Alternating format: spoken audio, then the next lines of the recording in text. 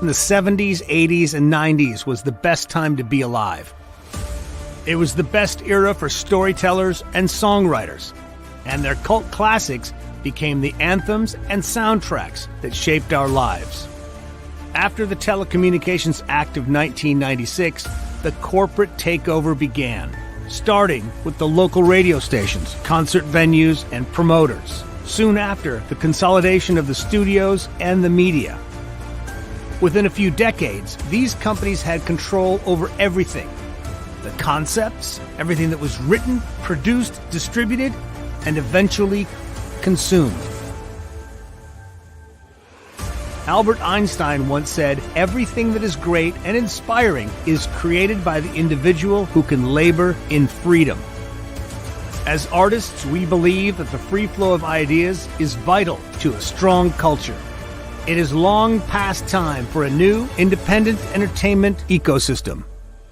An ecosystem that is not governed by gatekeepers and the corporations, but rather by those who create and consume it. At Creato, we are building that new ecosystem. A system that will empower filmmakers, musicians, entertainers, and podcasters to freely create and distribute all of their content in one location.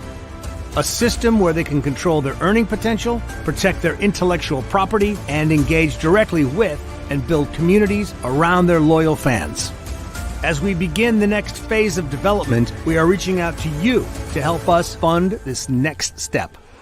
Right now, you can become a founding member of Creato and get a lifetime membership when we launch this year.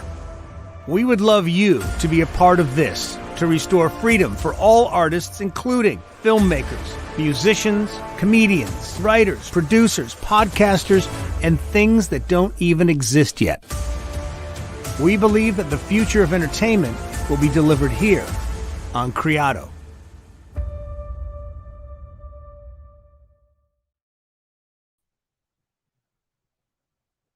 5, 4, 3, 2, 1. How's it going, everybody? This is the AlphaWarrior Show. I'm your host, Alpha. It is Friday. I know you guys are like, hey, it's been Independence Week. Now we're going to another weekend of some barbecue, pool time. But before we get there, I got a show lined up for you guys today. Bringing back my brother John, spiritualintelligence.com. You're going to hear all about him. You're going to hear about where to find him, where to get more of him. And you guys are going to hear, I had a dream about 2.5 weeks ago, and I knew it was important. And I knew there was only one person that I needed to get it to right away. So I sent it to my brother. And you guys are going to hear that recording tonight. And then you're going to hear John break it down and decode it to me, or for me and for us. And from what I understand is we're going to be pretty wild. So before we do that, let's get to 2 quick ads, you guys. Goldco, protecting your investments with gold and silver made simple. AlphaLikesGold.com. That's right, AlphaLikesGold.com. And then real quick and last on deck, and then we're getting into the good show. One of my favorite people, Mike Lindell. See you guys in 60. Hello, I'm Mike Lindell, and I'm here to tell you about my new product from MyPillow, towels that actually work. Watch this absorbency test. Here's another towel that we randomly went out and bought. Here's one of my towels with the nice design. I don't know if you can see this, but you could line a swimming pool with this. I mean, this is crazy. Get rid of it. Towels that actually work. What a concept. I really love the towels. They're really great. They're super absorbent. I'm interrupting this commercial to let you know we're having the biggest clearance sale ever. Get our 6-piece towel sets for only $29.88 with your promo code. My towel sets are made with proprietary technology and include 2 bath towels, 2 hand towels, and 2 washcloths. So go to mypillow.com or call the number on your screen. Use your promo code to get our 6-piece towel sets. Originally $99.98, then on sale for $49.98. Now we're closing them out for only $29.88 while supplies last. Once they're gone, so please order now.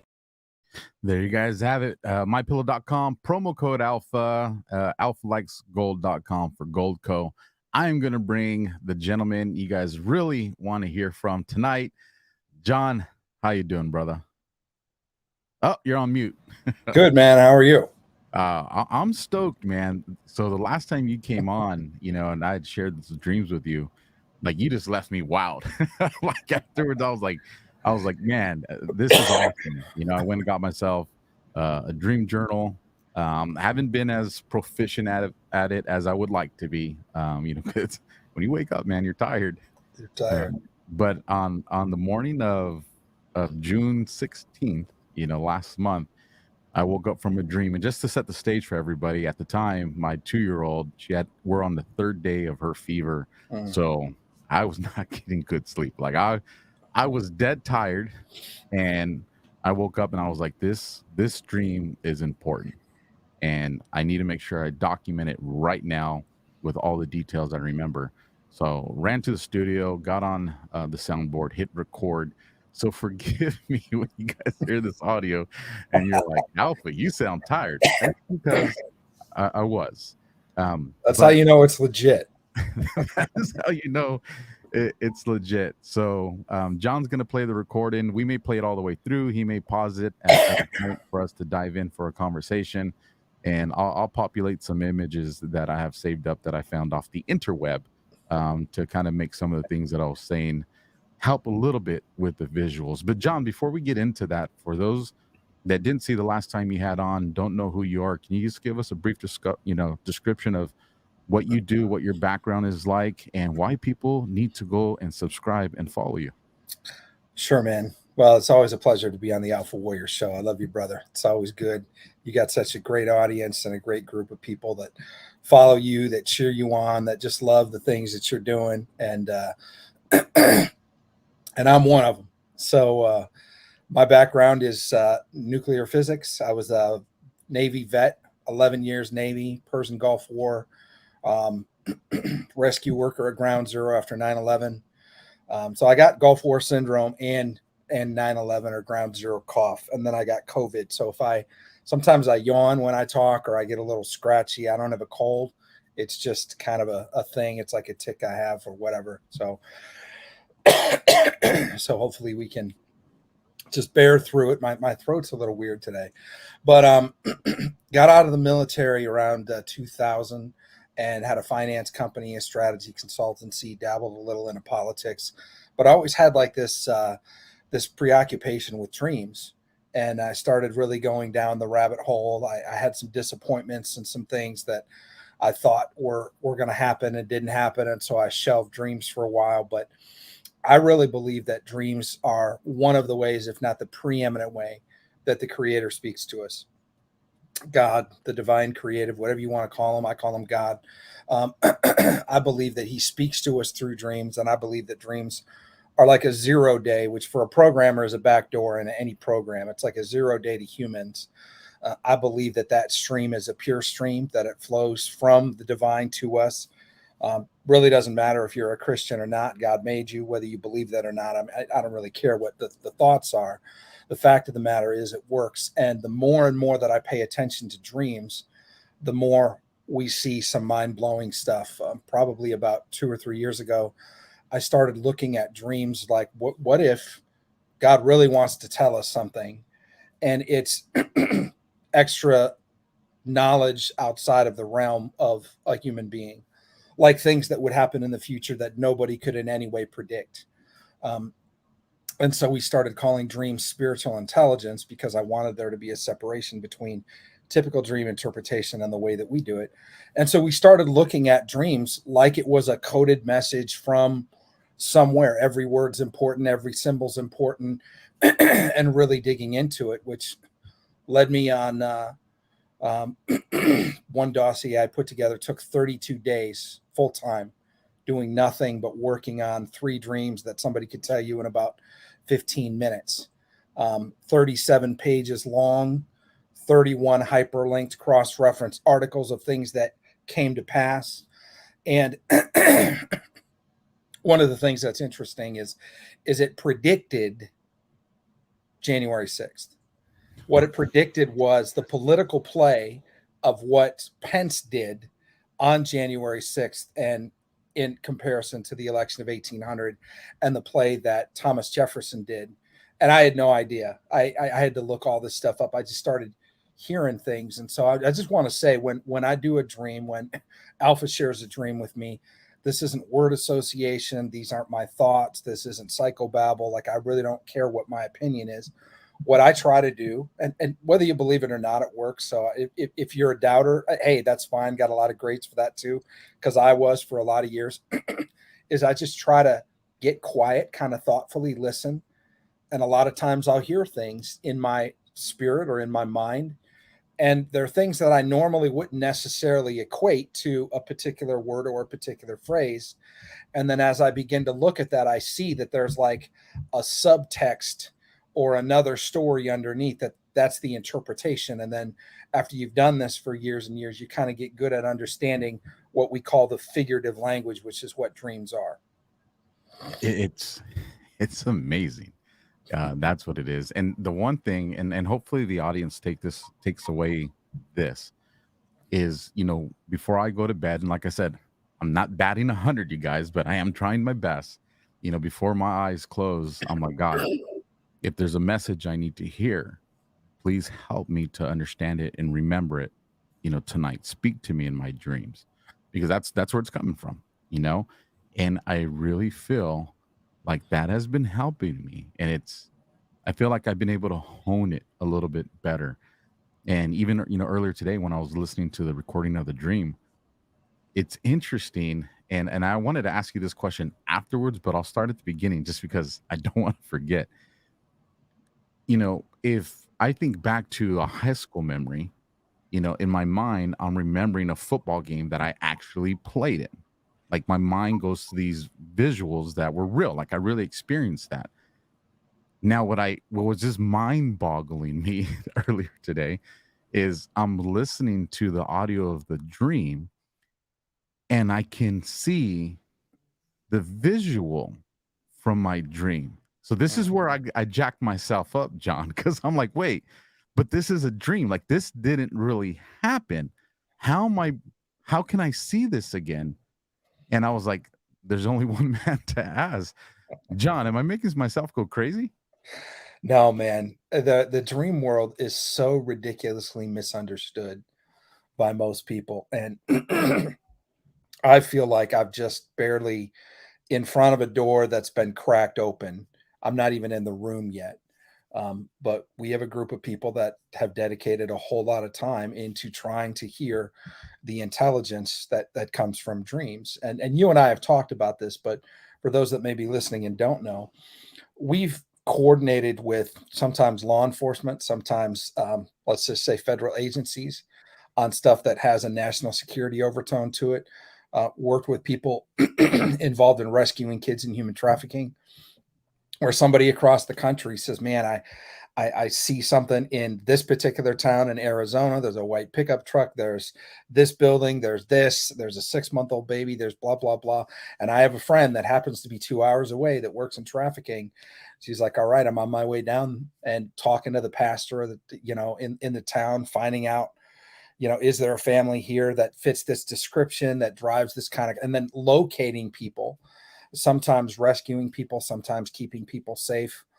Like, it all sounds fluffy and gooey until you put law enforcement in. And when you start realizing that there's actual law enforcement officers that are obviously, they don't waste time. They're very, very serious about what they do, about keeping people safe, about protecting or rescuing people. And when they listen to what you have to say, and then you hear some of the backstories about how some of the largest takedowns in things like human trafficking have come because of spiritual intelligence, because of dreams. Or I have friends that can tell you stories about literally airliners that had a bomb on board and somebody had a dream about it with times, dates, locations. And it was so credible because, man, this lady knows the flight number, when it's leaving, where it's landing, and that they stopped the plane. They pulled everybody off. And sure enough, there was a bomb on board and they saved everybody on the airline. So if you're new to this, that's okay, because most people don't look at dreams that way. They look at dreams as, whatever. If it's really shocks me, or if it's about my mom or something, I'll pay attention. But I'm here to tell you, God can give you dreams that'll absolutely blow your mind with information that you would never even conceive of. And that's the part and I get it. I get where the audience, I was one of the most like, like I don't believe anything. Like I don't trust nobody, right? And my world has definitely changed the last few years. But I want to remind people, if you believe in God and you believe in the scripture and you go to the scripture, this was something that God used dreams through people. Why do we think that why wouldn't he stop? Why would he just stop doing that? Like, I don't think he would. So, I just want to remind everybody about that. Like, if you believe in God, then he's already done this before. So, John, kick us off, man. Let's let's listen to the dream. All right, here we go.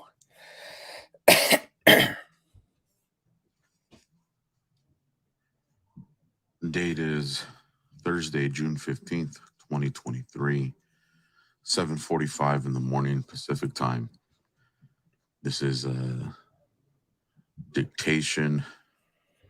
raw dictation of a dream that I just woke up from a little while ago. Circumstances surrounding my sleep.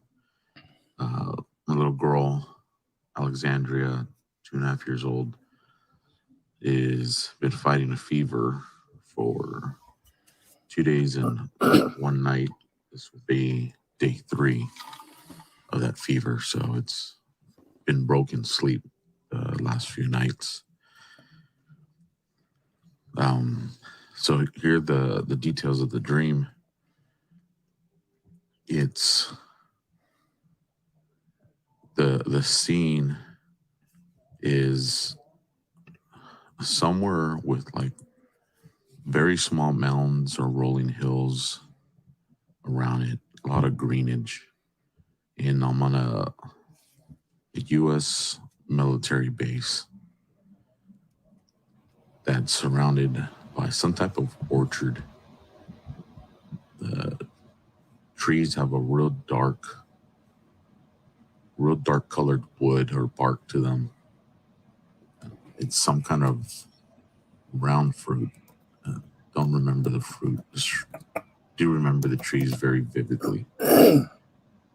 And the base that I'm on doesn't seem very large.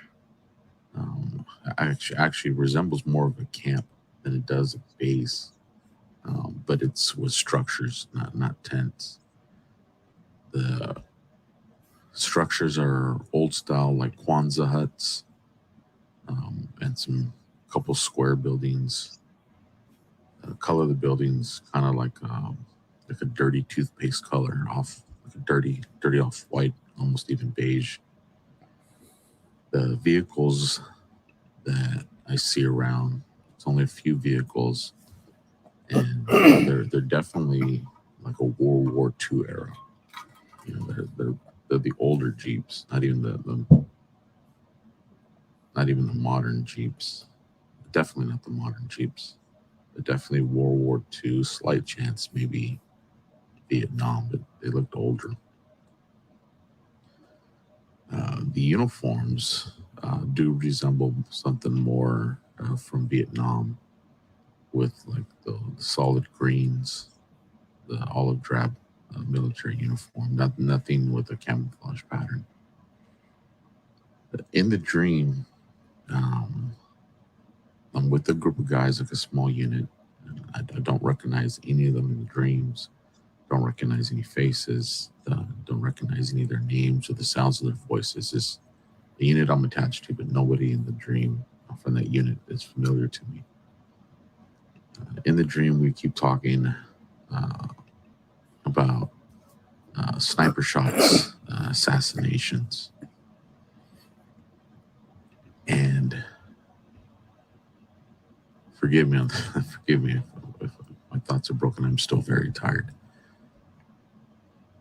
We start walking.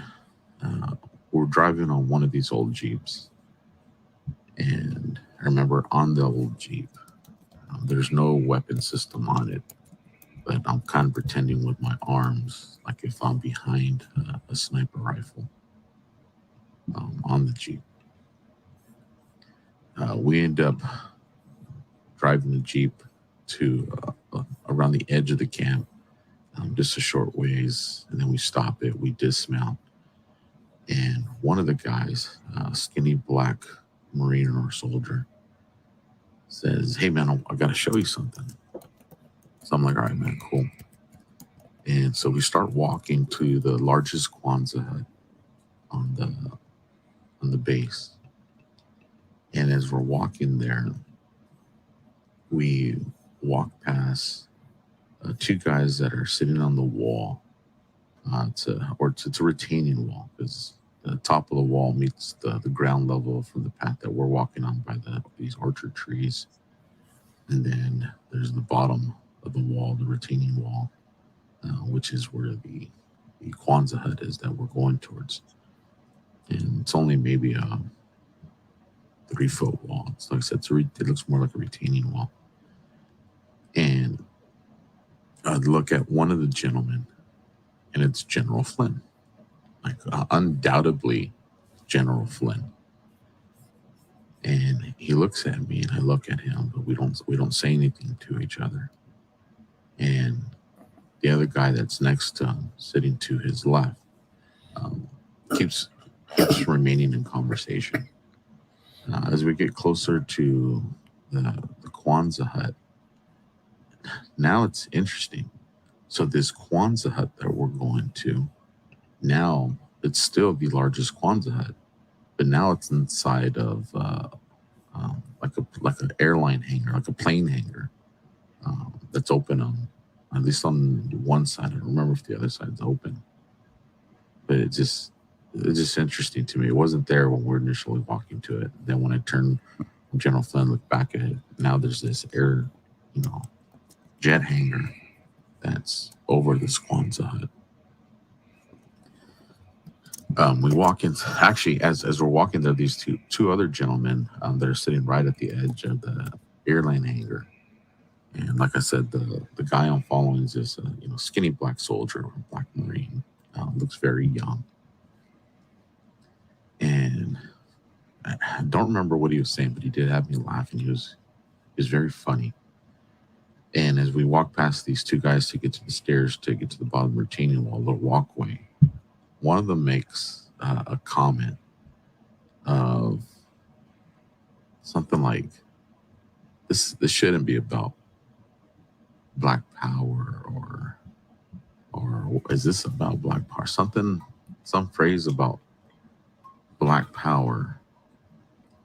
And the guy I'm following, who's the black guy, doesn't say anything. Just ignores him. And then I look at him, and I just kind of hit my chest with my fist, and just kind of pointed at him like a Black Power thing, just trying to turn what he said into some humor, whether he meant it that way or not. Now we walk. We open the door to the Kwanzaa hut, and we walk in, and there's two huge boxing rings being built side by side, identical rings, and they're beautiful. They have the patriotic colors on the rope, on the corner posts. Just beautiful boxing rings. Like I can see those in my mind right now, very detailed. And what was really cool about them, it wasn't just the boxing ring, but it was a boxing ring that had this other platform that went around both rings. So if we're training, you wouldn't do it during a match, but training, coach kind of run around the inside, the entire circumference of the ring. So anyways, both of them had this. They were white canvas, and then like I said, everything else was the patriotic colors. And they were just beautiful rings. Now here's the interesting thing. I asked the black guy, I'm like, "What are these doing here?" And he goes, the general wanted them here. And like I said, I just seen General Flynn. And I'm like, "Well, this is pretty cool." But I remember asking, "Why here?" And I remember the reason I asked that question, I do remember, is I remember thinking like, this is cool for us, but this is we're in a combat zone. So even though there was no action in the stream, no fighting, shooting, combat. There's nothing like that. But I knew that we were in a combat zone, but nothing in the dream, other than my acknowledgement of a combat zone, showed signs of combat. And he goes, General just wanted him here. And I was like, all right. And now I finally see two people I know. The first one I see is, excuse me. So sorry. I tell you, I just woke up. First one I see is an old partner from my police department. He's actually the very first one that betrayed me in this whole saga of what I've been going through. He's also the one that got me into boxing and set me up with my coach. And so he's building the ring. He's on the outside of one of the skirts. And I go next to him. And I'm like, oh, it looks like it's time for me to get in shape. And I don't know if I said it or not, but I used to do amateur boxing for the police, fire, military league. And he doesn't say anything. Doesn't even acknowledge me. Like it's like if he didn't hear me. And I remember thinking like, all right, whatever. But in the other corner, I see my old coach, whose family has a former boxing champion, all of them historic champion boxing fighters. If I said their names, people would definitely know who they are. He coaches now continually. He's coached several world heavyweight champion fighters, and out here in Southern California, I just happened to be lucky enough to be put in position with him to get trained by him. And I see him. I guess there's nothing wrong with saying his name. It's just a dream. But I see Coach Diaz, and I go up to Joel, and I'm like, hey, Coach, looks like it's time to get in shape. And, Coach has always treated me with so much love. I love that man. Very great man. And he, too, he doesn't say anything. He doesn't even turn to look, like who said that, or if he didn't recognize my voice, which I think he would. He just keeps, turning the wrench on this corner area of the boxing ring. And I remember thinking like, okay, can't they hear me? And I'm looking around, and it's just like people are just walking through, where I'm walking, and it's like I almost feel like a ghost. I'm not, but I almost feel like one. And so I leave the gym, and I'm with that black guy again. And this time we walked to another area of the camp. And as we're walking, we're talking about an old, like some old combat memory. But it's not a real combat memory of mine. But I'm sharing it with them as it is. But I'm telling them how, there was this sniper, enemy sniper, that kept taking a bunch of our guys down. And, it was my job to take him down. And I tell them how during one of these combat exchanges, I tell one of my guys who's crossing the plane that's taking fire from the sniper, he finally makes it to cover. And I tell him to, hey, run back out to draw the sniper fire so I can shoot him. And he does, and I take him down. Now, like I said, that's not a real combat story. But the interesting thing to that, it is a real partial real combat story to one that's been shared with me. That was shared by a buddy of mine who's a Marine Corps veteran, and he works for a major news publication, conservative one. And he talks about how when he was a new Marine, out in Afghanistan. He's in this combat engagement. They're taking fire. That is, I don't remember if it was his platoon leader or fire team leader, but tells him, hey, when I tell you to, you're going to pop up, draw fire so I can take out the enemy. And he goes, all right. And he goes, all right. And so he's about to pop up, and the squad leader, fire team leader, grabs him by his flak jacket, says, holds him down. He's like, I'm just kidding, dummy. So it's actually a funny story. And in the dream, I know I'm referencing that story.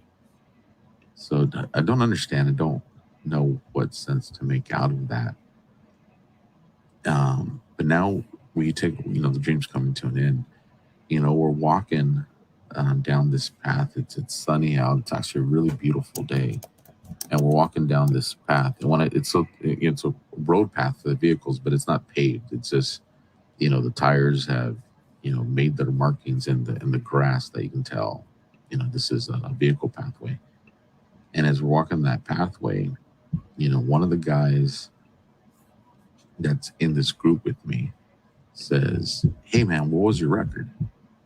And as I'm about to answer, somebody else says 3-1. And then someone else reiterates it. Oh yeah, nice, 3-1. But my record wasn't, my official record is not 3-1. It's actually 2-1. And I remember thinking, like,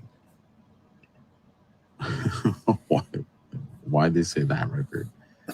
And then I woke up, and this one just seemed like I needed to share it, especially since, it involved General Flynn and some of the different variables that I've shared with you. So there we are, man. Tell you, scatterbrain alpha, everybody, scatterbrain alpha. But God doesn't make mistakes. And I wrote down a couple notes and questions I had, but where do you even begin with that, man? That's a really good question. First of all, phenomenal dream, lots of detail. To get the full expression of every nuance in the dream would literally take days. Because think about this. If you wanted to relay a message to me so nobody else would understand it, and you were going to make a movie, every single thing in the movie, from the color of the pants to the olive drab shirts to the World War II Jeeps to the beige Quonset huts like dirty toothpaste, everything in there would be a nuance that either I would know or would be part of a secret message that would provide a level of detail and color to the message that you were trying to convey to me. And so what I do is I teach what I call the Joseph method. And it's back to the Bible. It's not anything that I made up. My name's not Joseph, but in the Bible, in Genesis 41, Pharaoh had 2 dreams. They were very, very troubling for him. And so he found a guy, which was Joseph, and he brought him in and he shared the dreams with him, and Joseph unpacked them. But the first thing he does is he identifies major components or major symbols, and then he interprets what those symbols mean. And then he says, here's what the dream means, which is what we call the conclusive summary. And then there's one more layer where he says, here's what you should do, which is what we call actionable intelligence. So, so the first thing that I do is I took notes, and I just began to write down a lot of what you said, as far as, everything from small mounds, rolling hills, a lot of greenage, U.S. military base surrounded by an orchard, dark trees, round fruit. And so then I just get quiet and I hear certain things, and it begins to provide a level of context to what the figurative language is. And I do want to add one thing, and I have these 2 photos because I tried to explain it as best I could. But when I said there was this Kwanzaa hut, and then it was inside when I first see it, it's just this large Kwanzaa hut. And then after I look at the general and I turn back, now it's the same Kwanzaa hut, but now the Kwanzaa hut's inside a big airport hangar. This is a Kwanzaa hut, you guys. So obviously this is a smaller one, but I see a big, large version of this. And then I'm looking at General Flynn, and then when I turn around, I see that same Kwanzaa hut, but now it's inside a big hangar like this. So hopefully I communicated that good enough for visual, but I just wanted to make sure, because for whatever reason, that part stuck out to me, man. Yeah. Yeah, I think that's huge. So what I want to do, just because there's a lot of people that they don't have much of a grid for this.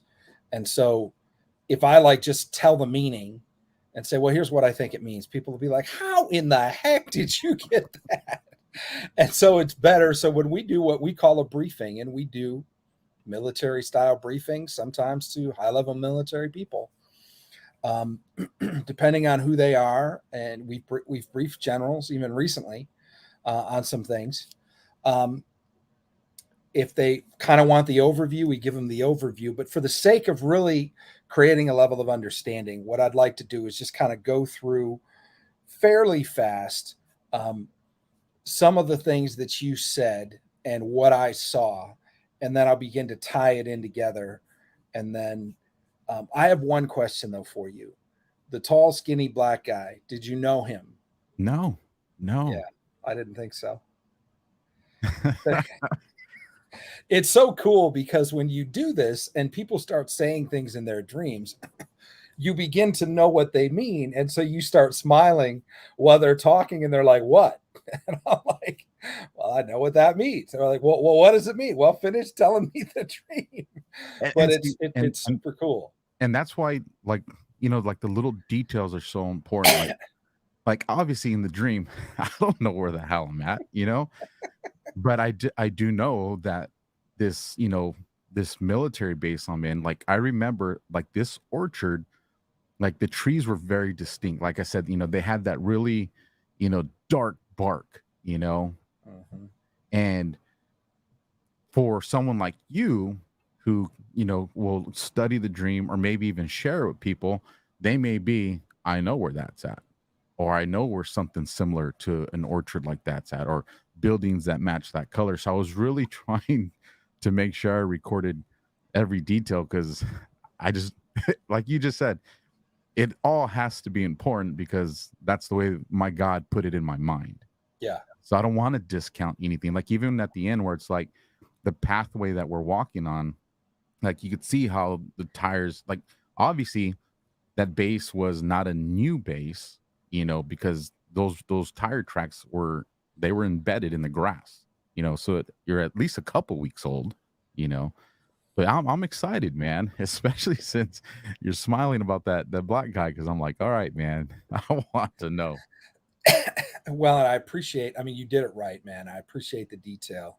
If you're ever in a particular situation, particularly if you ever have a dream related to national security or related to something about human trafficking or finding missing persons. And, I've done shows on my channel, Dream Life Decoded on YouTube, where I do a show called Dream Talks. And we have people on there that have literally solved murders because they had dreams.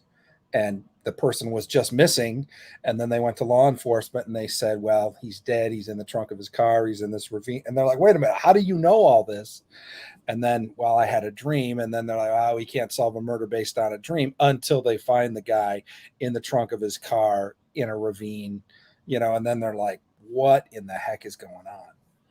And so you're not a believer until you are.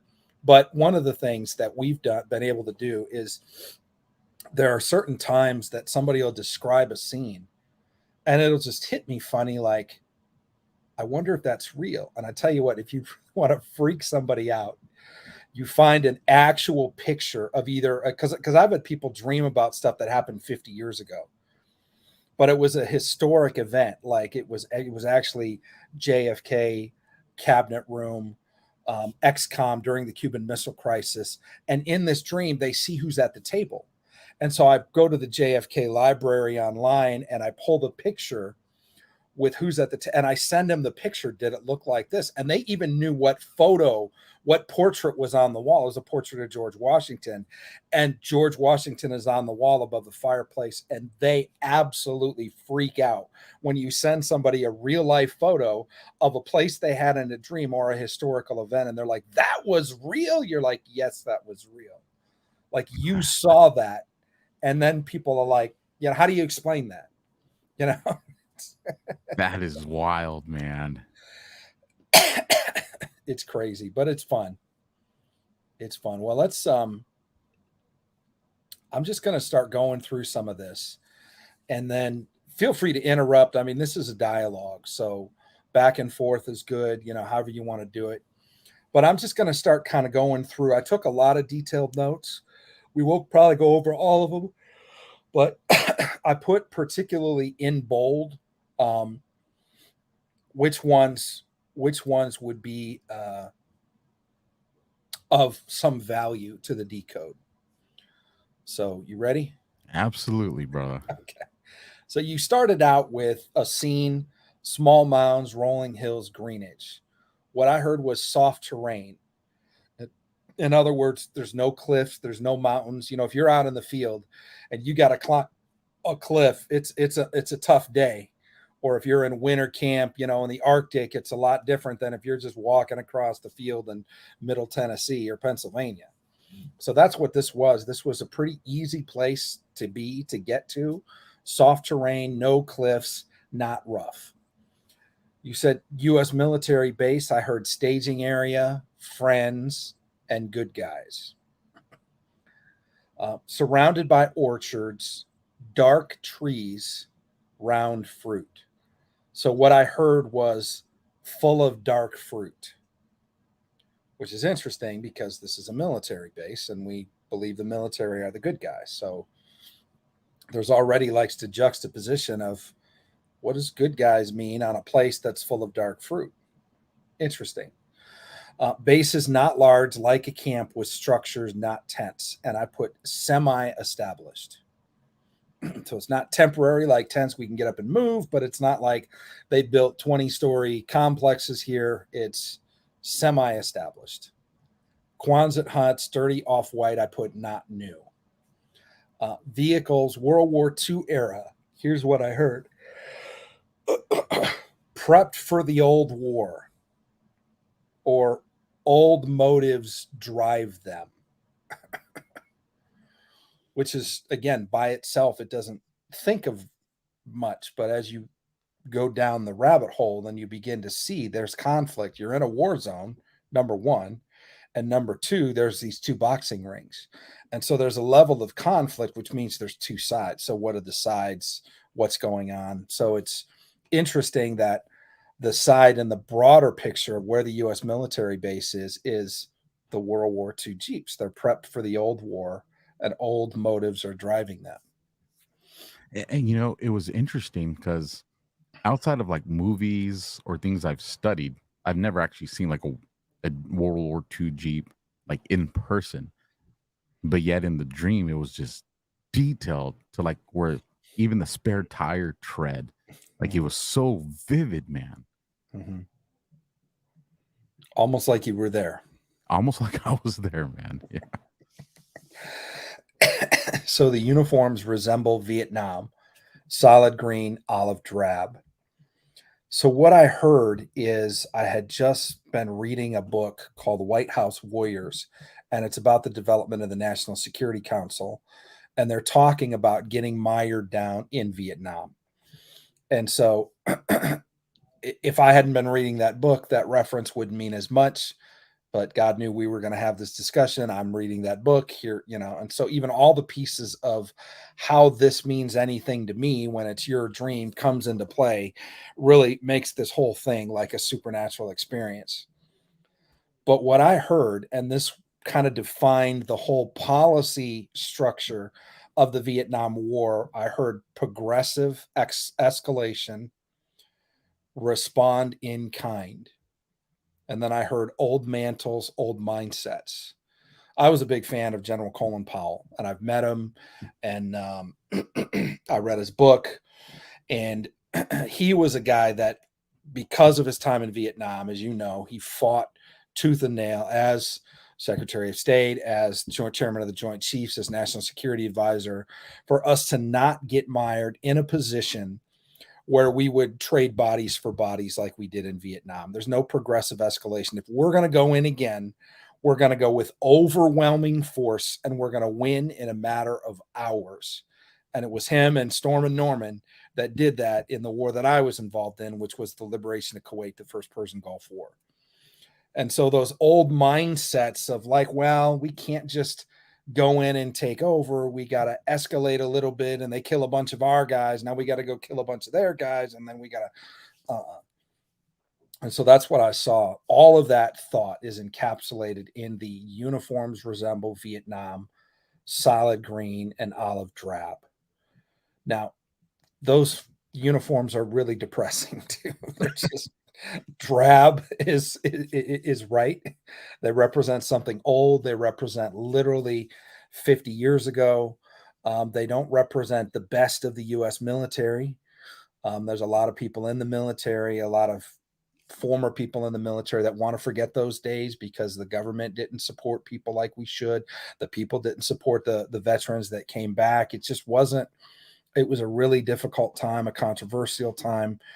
But I think it's interesting that when you think of clothes, you put on when you put on clothes, it's like a mantle, like you're wearing a hat that people are going to identify you and be like, I wonder if this guy's from Ukraine.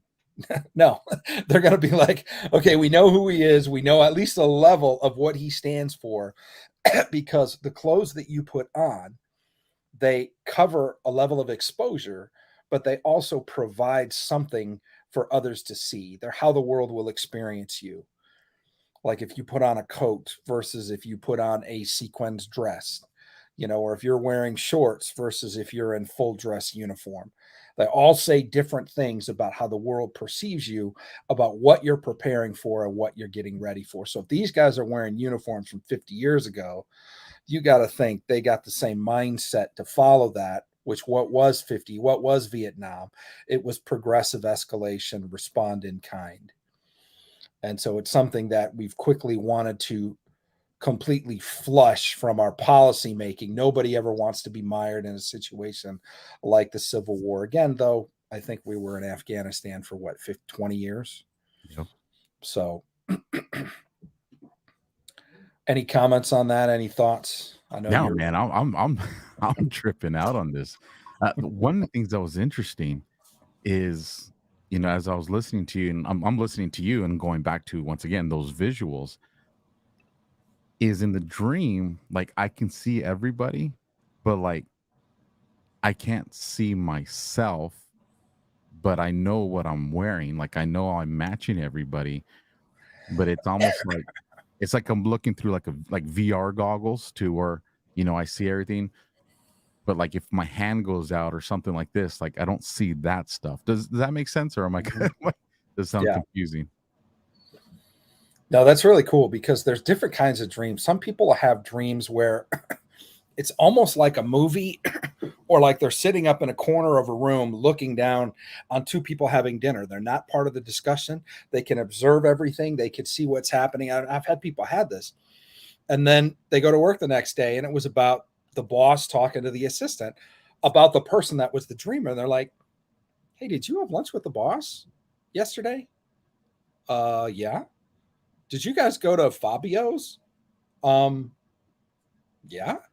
What did you see us there? You were wearing your green dress, weren't you? Yeah. How did you know that? Did you guys talk about me? And then the other person's completely wigging out because it's like totally like they were there. So people ask me all the time, was I really there? Which we would call an encounter, or was it a dream? And my question is, does it matter? And it'd be almost impossible to prove one way or another whether you had a dream. But when people have an experience like that, it's hard for them to think of dreams as, oh, it was just a piece of pizza, or it was just some thought I was worried about work. No, you observed something that actually took place in real life. So this is where Jung and Freud go out the window, because they're like, well, your mother abused you as a kid and it's your overwhelming sex drive for your assistant. That, no, it has nothing to do with that at all. It was like you were literally transported there invisibly and observed some things that people freak out when you tell them about it. So we've seen enough things like that for people to really for us to understand that dreams are something special, and that's why we feel like they're spiritual intelligence and they're supernatural. So other times you're in the dream, and obviously if you're looking out through your eyes, you're not seeing yourself. It's like you're experiencing it personally, like you were actually there. But were you actually there? Because there's certain people that you talk to that don't talk back, and it's almost like they don't see you, and you're like questioning, am I a ghost? And that's an important part of the dream. We'll get there. So you're with groups of guys, a small unit. So I heard special unit, not main body. No one recognizable. Okay, so that's a general setting, and that's like, it's also covert. It was so covert you didn't even know who else was in the unit with you. But what's interesting is, like, if you paint a big picture and way up in the corner you have like some clouds, they're kind of out of focus, and what's really a focus is the center of the picture. It doesn't matter what's over here. It's the mountains, 3 mountain ranges back in the background. Nobody cares about the detail on those mountains. They care about where your eye is going to go on the center of the picture. God's the same way. So there's things that are kind of intentionally gray because they don't change the meaning of the dream. It wasn't like you needed to know who was in the unit. You just needed to know you were in a small unit with some guys. So this is interesting. You're talking about shots and assassinations, sniper shots and assassinations. And what I heard was remembering past battles. And that's what happens, right? When old warriors or sea dogs or Navy guys, whatever, get together, we talk about, hey, remember when we did this, remember that, and remember the good old days, and remember when we evacuated Clark Air Force Base and we took all these people off during Mount Pinatubo. And, I was just reminiscing with a buddy of mine, an old shipmate of mine from 20 years ago, and we were having that exact conversation. So that happens. But you're literally remembering past battles, which is interesting because it plays later into the dream. And then you start walking, which is forward momentum. So you're with a group and you're moving forward. And then you get into one of the old Jeeps. And I heard driven by the old ways. Again, the context is an old base. It's got off-white stuff. It's got World War II vehicles. It's got Vietnam era. It's got this mishmash of old things, which are old mindsets. It's not a newly constructed base. It's like different things thrown together from different eras. All of that paint, if you will, in the canvas of your dream is important. So you could drive around the edge of the camp, which is like securing the perimeter. There was no weapon systems on the Jeep. So you're literally defenseless. Of course, you're on a U.S. base, so it's probably not a concern. If you're in a forward operating area and you're in a war zone, which you said you're in a war zone, you don't go outside the gate without a 50 cal mounted and everybody locked and loaded. That's just the way it is. So you're driving around the base, but you have the presence of mind to note, as a good warrior should, we don't have any guns on this thing. And so you started pretending with your arms like there was sniper fire. Like, you're doing the doing like this thing. Exactly. Like you got a gun. And what I heard was, okay, so you're defenseless, but you're like itching for a fight. Like, where's the action? I remember, you're talking about the days of sniper, assassinations, sniper shots. Now you're looking around like you're locked and loaded. You drive to the edge of the camp, which I heard safety zone. And then you dismount, and then the skinny black Marine or soldier shows up. And I put guide ? Now, George Washington allegedly, and I'm working to verify this, there's historians that don't agree, there's some that do agree, But if you look up George Washington visions or George Washington dreams, it's actually supposedly an open-eyed vision that he had in 1777 at Valley Forge, where he saw three great woes, where he saw England against the United States, he saw a coming war of brother against brother, and then he saw a final battle, a final war of basically the whole world against the Union. And there's an active God that comes into play that ends up saving the Union. And a lot of people think that that's where we're at now with the globalists and everything else. But what's really interesting is in the middle of the dream or the visions, there's what he refers to as a shadowy black figure. Dude, you just gave me goosebumps. Right? Like this goes back to George Washington, bro. So the shadowy figure comes down and scoops up water from the ocean and pours it on England and the United States, and then the nations go to war. And so I recently interpreted a dream that had an unknown man in a black suit and shadowy figure from George Washington came into play, as did a bunch of other, men in black, as well as songs of Johnny Cash. And, it was interesting because there was a reference to Johnny Cash in this dream. And I looked up the songs of Johnny Cash, and there's a song called I Saw Man. And the first part of this dream was I saw an unknown man in a black suit. Well, the song I Saw Man, never heard of it before. I look it up. I look at the words. It's about an angelic visitation in a dream. I'm like, what the heck? Like, you feel like you live in the Twilight Zone if you go down these rabbit holes. I'm telling you, if you're bored or you want some adventure in your life, dive into your dreams, write them all down. There's even people like Glenn Beck had a dream that he recently shared that, major people that are talking about their dreams. We have dreams that presidents have had. It's crazy, crazy stuff. But what's really cool is when God will give a reference that references another dream in another time of war, in another battle, somebody like potentially George Washington. The account was first written in a newspaper in 1860. The guy had heard the story from a guy that was supposedly 99 years old and at Valley Forge with General Washington. It's problematic, by what I've heard, to look up the records of Valley Forge and find this guy's name. Apparently it's not there. So they can't tie this guy from what this newspaper man said to actually being 1777 with General Washington at Valley Forge. And so there's people that doubt the validity of the dream. I'll tell you this, or vision. Dreams and visions are kind of the same thing. At least you look at them the same. In studying dreams for a long period of time, to me, it sounds perfectly legit. And so who knows?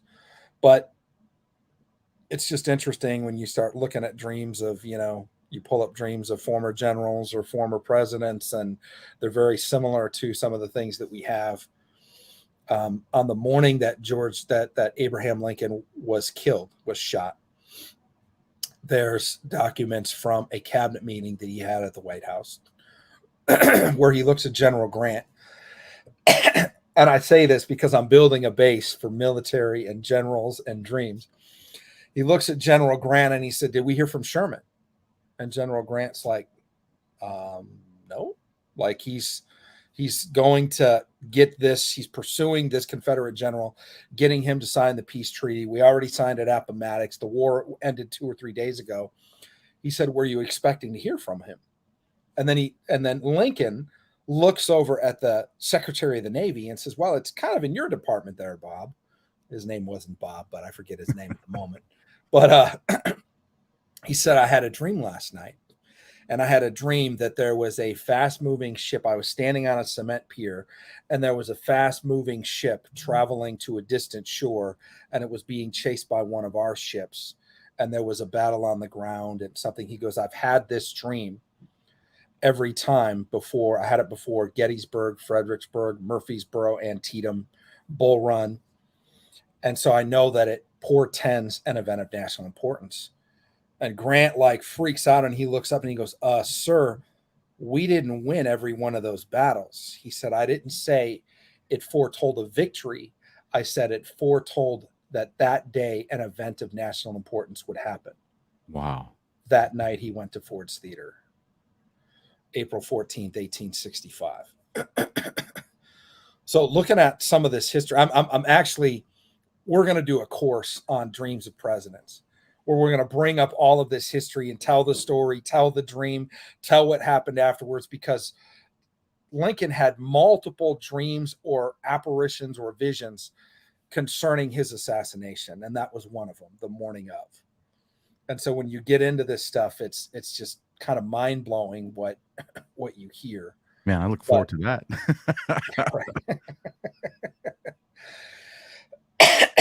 So no one recognizable, general setting, covert, remembering past battles. Okay. Oh, so skinny black Marine or soldier. I feel like this guy was a guide and or an angel. Because if you look at the dreams in the Bible, this will freak you out too. Go through Daniel, look up like Daniel's first dream. If you look up the dreams of like Daniel in the Bible, or you look up like John in Revelation, he sees things and there's an angel with him. And then he looks at the angel and he asks some questions. What is this? Why are there boxing rings inside here? And then it's like, well, the general wanted here, but why here? That's exactly what happens in the Bible. These guys see stuff. I'm serious, man. I got goosebumps right now, John. Like this is intense. I mean, it's crazy. They see stuff they don't understand. They ask a guide that's been with them the whole time. And I don't mean guide like New Age spirit. I mean like an angel. But in the dream, you wouldn't recognize this guy as being an angel. You're like, oh, he's just another soldier. He happens to be black. He happens to be skinny. He's with me the whole time, you know. So whatever. But he's the only one you ask questions to. You don't go ask the general, why are you doing this here? You don't ask the other guy. You try to talk to your coach or to the guy that betrayed you, your first partner, but you get zero response from them. The only person you actually interact with is this guy, and he keeps showing up at different places in the dream. That's why when you mentioned him, I was kind of smiling. I'm like, you're going to like this. So the first thing that happens, and again, this happens in Daniel, it happens in Revelation, is you dismount from the Jeep. The skinny black Marine or soldier says, hey, I got something to show you. He literally reveals something to you. Come over here and look at this. And there's multiple times in the Bible where it's like, come up here. I want to show you something. And then they're caught up in a vision. And then they see that, what is this? And they begin to ask questions. So it's really interesting how this parallels some things from the dreams or the visions or the alleged visions of George Washington to things that even happen in scripture. And what you begin to understand is God is the same yesterday, today, and forever. Why wouldn't he speak to you that way? What's also interesting is when you realize something very similar to what you experienced happened thousands of years ago and it was documented and written down. Now suddenly you're like a drop in the ocean. Like this is way bigger than you. And suddenly there's no doubt in your mind, this was not a piece of pizza. This was not a lack of sleep because my daughter had a fever. This is a supernatural message, and it's very important, and I need to understand. And this is when you really want to press in and understand every detail. So, hey, I got to show you something. He's revealing something to you. You walk to the largest Quonset hunt on base, which I just heard big surprise. Like you could have gone to any one of the buildings. You go to the largest one on the edge of the base. There's a retaining wall with trees on top. The bottom is hut level. What I heard is root level of the dark orchard. So the Bible talks about trees. Actually, Nebuchadnezzar had this massive dream of a tree, which again, like God uses the same language, bro. You go back and you read Daniel 4 about the dream of the tree, and he describes this massive tree, and then the tree is cut down, and then there's like a leash or a bracket or like a chain put around the stump of the tree, and this is specifically about Nebuchadnezzar himself. And then, basically God was saying, check your pride, or you're literally going to crawl around a field like an animal eating the dew off the grass and eating grass for 7 years. And he checks his pride for about a year, and then he gets prideful. And that's what happens. He loses his mind, and he literally spends 7 years living out in a field like an animal. His nails grow long like claws. And, and after 7 years, he gets his mind back, and he praises God because God warned him. He told him, and everything he said came true, but he uses a tree. So when you're talking about dark trees, it's an interesting way to describe a tree. And so trees can mean leaders. But when you're talking about fruit, the fruit of a dark tree could be like, could that possibly be the deep state? Could it be some nefarious things that are going on that are counter to the Constitution or the Democratic Republic that the founding fathers set up for us? Is there some weird things well, we all know that that's happening. We all can see. I mean, you would have talked about this stuff 10 years ago. People would have thought you were nuts. Everybody loved the president and the military and the government and the CIA and the FBI. Those are all the good guys. Everybody's doing great. We all wanted to even consider being a part of those organizations. And now it's just like, it's a different story. We're in a different time. And so the dark orchard, underneath the dark orchard, next to the dark orchard is this retaining wall. The orchard is on top. The wall is next to it. And there's two people sitting on the wall. And what I heard was the root of the dark orchard. So you're about to see something that goes beyond just the trees and now gets down to the root of the dark orchard, which I think is super interesting. So you pass two guys sitting on the wall, and one of them happens to be General Flynn. And I immediately, by the way, this is super cool. If this is a new experience for you, just bear with me. I could prove it to you 1,000 different ways. Most people have never heard this, but God speaks movie. So God will literally quote movie lines, tell you things from movies that you would see. I'm not talking like the 10 Commandments. And so when I went through this again, and you said there's two people sitting on the wall, one of them is undoubtedly General Flynn. I immediately saw Jack Nicholson. You want me on that wall. You need me on that wall. I'm just like, yes, because the reference is a general saying that, but he's talking in particular about manning the base, being the front line against the enemy. And so here's a general sitting on that wall. So the reference like perfectly fits to what he's saying in the movie, what movie was that, by the way? A Few Good Men? Yeah. So, and again, if I had more time, what I would then do is I would go back and watch that whole movie, look at the reference. What does it mean? Is there more understanding that I can gain from that? Because every little nuance is important. So the two guys, you want me on that wall. You need me on that wall. The retaining wall is for the orchard at the top, and at the bottom is the root level of the dark orchard. One of the men is undoubtedly General Flynn. So here's what I heard. I heard National Security Advisor. Now, he wasn't National Security Advisor very long, but that was like the last big official government position that he had, and that's the first thing I heard. The other thing I heard is seen as a patriot. And then the last thing I put was actionable intel.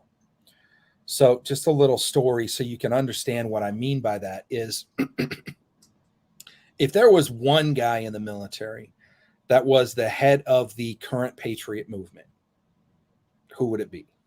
General Flynn. Clearly General Flynn. He goes to all the Reawaken America tours. He's working with Clay. He's speaking at all these events. People know his story. They've seen the movie. I've seen the movie, read his book, and read his white paper. Now, what's interesting about his white paper and why? Because he's come up in multiple dreams. I've met him a couple of times. Fascinating man. But what's interesting is he's come up in not just my dreams or your dreams, but other people that I've never met are like, oh, I had a dream about General Flynn. Well, it's interesting. And when you put 2 or 3 of these dreams together with dreamers that don't know each other, and they kind of say almost the exact same thing, then you're really like, man, I live in the Twilight Zone. Like, what is even going on right now? You know? You get those moments where you're like, I better start listening. You're like, man, what is this? Is weird. And so he's seen as a patriot. But it's interesting that he was fired by, I believe it was Barack Obama. And it was specifically because he raised awareness on actionable intelligence. And he wrote a white paper that said, I forget, I actually have it downloaded, but it was like, I think it was redefining intelligence. And the whole premise was, we have soldiers in the field in Afghanistan, and we're not providing them with actionable intelligence on how to operate over there. And so what to me, what's fascinating is when I really started getting deep into dreams, I noticed that people will be like, oh, you had a dream and God wasn't there, and people will look at a dream like this and say, oh, well, Alpha, God just wants to let you know that he loves you. I know God loves me. I know God loves me. And why did he give me all this detail if he just wanted to say, oh, I just want you to know that I'm with you in the battle that you're in? Like, come on, man. I got 2 pages of notes here. God put every nuance in this dream. And so I started, before I really understood who General Flynn was, I started pinging on 2 words related to dream interpretation, and it was actionable intelligence. And so when I read his book and I realize this is the bell that this man has been ringing since the Obama days, was actionable intelligence, I'm like, man, I really like this cat. I really understand where he's going. Because you can have all the intel in the world. If the guy with the gun on the front line doesn't know where to go or what to do or have the right equipment, your intelligence apparatus is absolutely useless. Because intelligence is for operators. It's not just for policymakers.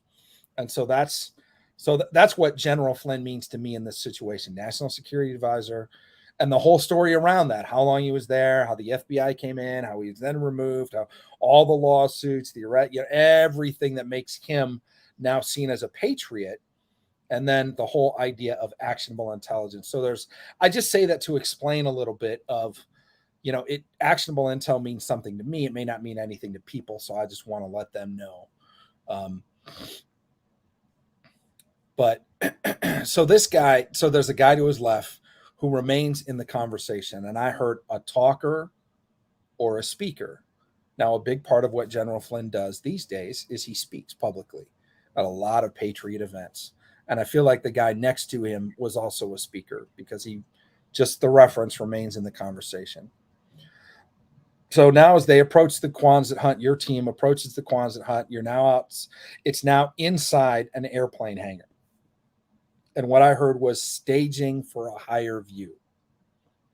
So what happens in an airplane? You roll down the tarmac, you take off, you go up, and you can see things from a 50,000 foot level, which means you can see a lot farther. You can see what's coming down the road. You can see the future. You can see in the prophetic. And so this place is a staging area for being in a position where you'll have a higher view. And so a lot of times, one dream isn't the be all and end all. It tells a piece of a story. And when you put it together with other dreams, things begin to unpack, but that's what's happening. One side of the hangar is open. I put exposed to the world. It wasn't there initially. The Quonset hut was not inside a hangar initially. And here's what I heard. Things are not as they seem.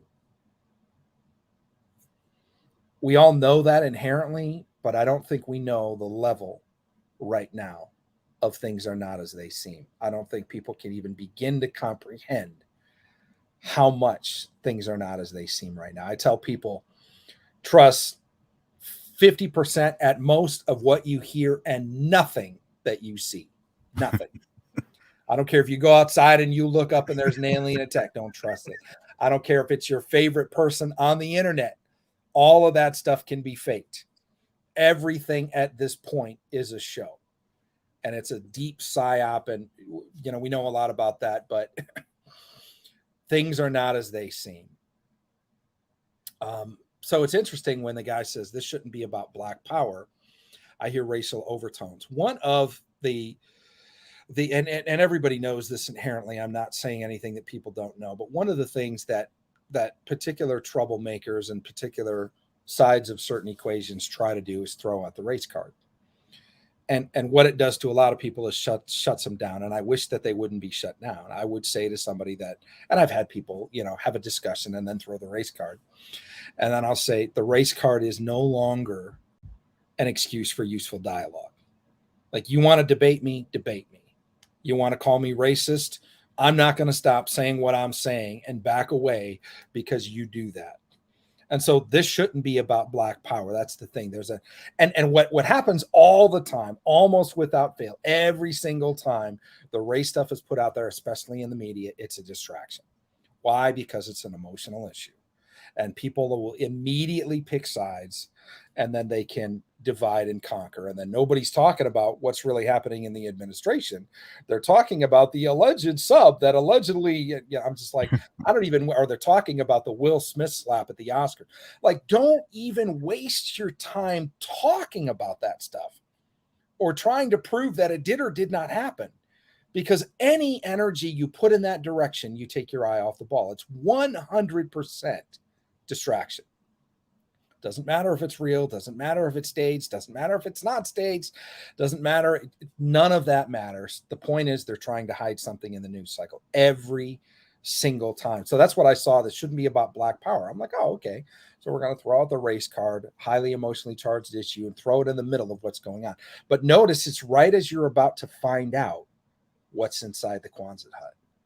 The big reveal of the dream is about to happen, and here comes the racial overtones. So the guy that's following doesn't say anything. I put no comment or mouth shut. And then you hit your chest and you point at the Black guy as a joke. And what I heard was mocking, which basically means you're over it. Like, you're not going to play that crap with me. You're not going to shut me down because you say, well, it's about Black this or Black that. Like, bro, I'm the wrong guy, which is, I think it's how it should be. So you get inside the hut. There's two huge boxing rings being built side by side. Has anybody ever seen two boxing rings side by side in a massive place with a platform around them? Interesting. And that was really interesting to me because it had this, like, obviously you see a boxing ring, there's a skirt that goes down. Well, just picture someone flanking those skirts up. So you have like this walking perimeter around each one. Like I said, the rings were beautiful, but it caught my attention. I was like, well, you don't have that though. Yeah, it was interesting, man. Yeah, so that doesn't occur. Now, just about everything you saw in the dream, you could see in real life. There wasn't anything. I mean, seeing General Flynn there was probably like, oh, I don't see him every day. But everything fits a typical storyline. If you saw it in real life, none of this would really shock you. You might be like, why are the World War II Jeeps here? Or why are they in Vietnam era clothes? But it's just a question. It's not like, E.T. shows up with Sasquatch and carries off your kid. I mean, it's not like something that's completely out of the norm. But then you see something like this and you're just like, that's odd. And here's what I heard. I heard dual fights and I heard show. And then the very next word, which you just said it again, which was burned in your memory, both in the dream, and I've heard you say it several times, was beautiful. I don't know that I describe a boxing ring as beautiful, but it's interesting that you do because it's talking about aesthetics and optics. If you're in the military, bro, and you're just a couple of guys that are going to throw some punches for a couple of the other sweaty guys in green hanging around some particular night, you don't give a flip what it looks like. So if it's beautiful in Patriot colors, red, white, and blue with a brand new white canvas, when would you put a boxing ring together like that? Like a world championship fight. Like, and you're going to show the world. Yeah. Right? So that's what I heard, aesthetics and optics, and then you put Patriot colors. I said USA overtones or for America. That's what I heard. Like a fight for America. And then you had platform around the ring. So literally on a platform, like Rumble, like the news, like the whatever, a major platform, meaning for the world to see. So you ask the Black guy, again, I put guide, shadowy figure, angel, question mark. What are these guys? What are these doing here?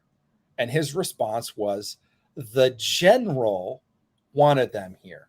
Now, of course, we can assume, since you saw with your own eyes General Flynn right outside, he doesn't play a major role in this other than this part right here.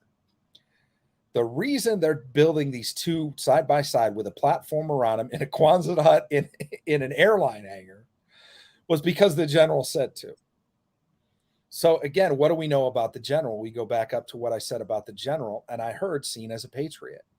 I heard national security advisor. So that's the whole story, the plot to set up Trump or whatever that movie is. You know, if you read his book, if you look at all of this stuff, you know, nobody talks about his military history, the stuff that he did in his 20 or 30-year career. Everybody talks about what's happened since Trump was elected in 2016 and what happened as national security advisor and what he's doing now and what he went through. And like all of his life is about the moment he's in. It's not about the 30 years that preceded that.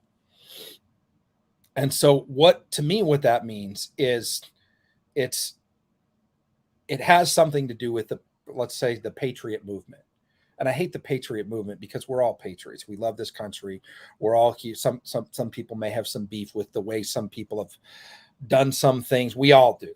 You know, I'm here to tell you, if you are of a particular color or this and you feel you've been marginalized, there's a bunch of us that are ticked off now because of everything from censorship to gas prices. So get over the color of your skin and realize that we all want to fix things so that it's the way that the founding fathers intended, where it's liberty and justice for all. You know, it's the Declaration of Independence. We hold these truths to be self-evident, that all men are created equal and endowed by their creator with certain unalienable rights, life, liberty, and the pursuit of happiness. And that's what we want. And that's what, as military people, we fought for. That's what we swore an oath to defend the Constitution for. So I just think it's interesting. So when we say patriot, don't think of how the news media and certain nefarious people and forces have tried to pretend like if you love your country, you're somehow a bad guy. We don't buy into any of that at all. In fact, it's a lie. It just isn't true. So the general wanted them here. What I heard was a coordinated plan from the top levels of what I would say, what I view as the good guys. You know, if you don't have that view of the alleged patriot movement, then, you know, that's all right. You can repent and God will forgive you. But it's really not us versus them. It's just that there's people that want to fight to see this country restored to the greatness that the founding fathers saw. And there are active groups of people that want to tear it to the ground and burn away everything that we've always stood for. So this is part of a coordinated plan. Then you said, why here? And then you said, this is cool for us. And you had a knowingness, even though you didn't see anything, that you were in a combat zone. So if you're in a combat zone, what does that tell you? There's combat. Can't be in a combat zone if there's no war. So you have a recognition that out of the outskirts of this bubble, of this U.S. military base, of this rings inside a Quonset hut, inside an aircraft hangar, inside a military base, that the broader picture of what's going on in the world is we're at war. We're in a time of war. And so you're seeing a microcosm inside of something else, inside of a military base. Huh? Oh, no. Come on. Hold on. Let's see. Can you hear me? Can you hear me? Can you hear me? If you can hear me, John, give me a thumbs up. Yeah, all I right. can hear you. Why can't I hear you? Give me 1 second, everybody. Okay. All right, figure this out. I'm going to pull you out and bring you back in. See if that fixes it. All right. You want to say something? Can you hear me now? Okay. I can't hear you. How about go ahead and completely leave. I'll stay here, rejoin, and we'll see if that works. Okay. All right, you guys. This is live. So while we're doing that, I've been watching you guys in the chat. Thank you guys for letting me know about those trolls. I've been trying to get them out as they come, so I appreciate that. And I am also looking at your guys' take on the different things that are taking place. I want to make sure you guys can hear me. So if you guys can do me a favor in the chat and give me a 5x5 if you can hear my audio. Then, like I said, it looks like John is back. Let me bring him in here. Hey, man, can you hear me? No, I still can't hear you. No. Okay. All right. Nothing's moved. Hello, hello, hello. Does your audio still show the same microphone? Let me see here. All right. So audience can hear me 5x5. So curious, the audience, Hello? when John's talking, can you guys hear him? Okay, I hear you, so that they can hear me. Can you hear me now? All right. Can you hear me now? Trying to figure out what's going on. If you go to your Can you hear audio me now? settings, John, Hello. does it show the microphone that you normally were using? Yeah. Yeah, why can't I hear you? Can you hear me now? They can hear John, so they can hear you. They can hear me. I just can't hear you. This is You just bizarre. can't hear me. Okay, let me see. Let me remove myself and jump back in and see if that fixes it. Okay. Thanks for bearing with us, guys. No, it doesn't. Okay. All right, everybody. Can Give you me hear a me now? second. We will figure this one out. Is it a problem with your headphones? Is it I'm your gonna change headphones? my speaker to something else real quick.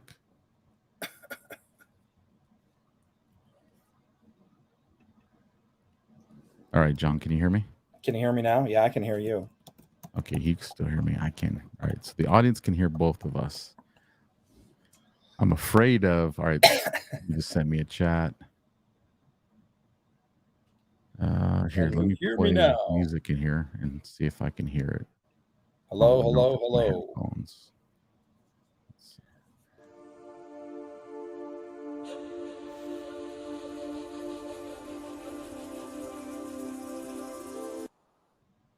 Okay, I didn't hear that, so it could be my headphones. All right, let's see.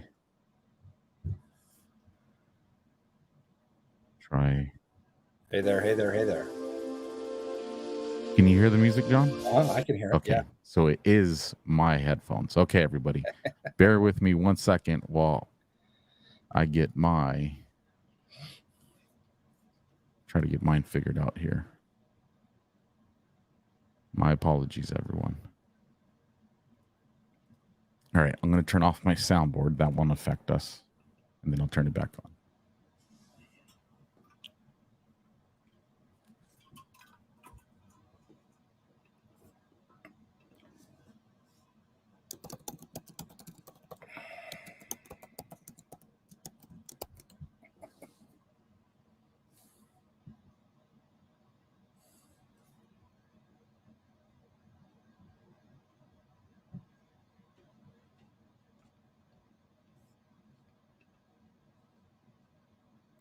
Can you hear me now?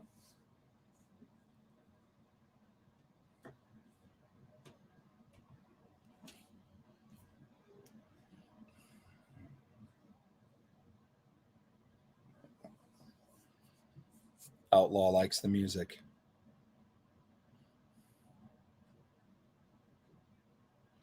Vegas Deplorable. I'd love to see your dreams, man. You can send them to dreamlifedecoded@gmail.com.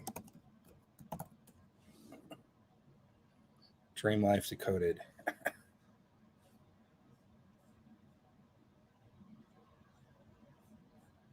@gmail.com. You're muted. Can you hear me, Alpha? You're muted.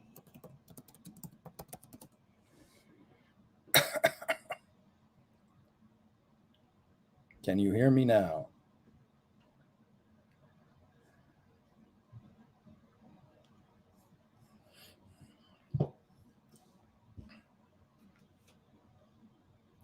You're muted. I can't hear you.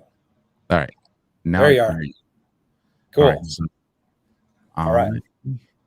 because I can hear myself. So Cool. this is going to get a little weird. You don't have an echo from me though, No. or do you? No. Okay, so let me do this. I don't know if the audience does or not, but I don't. All right, I'm going to try something real quick.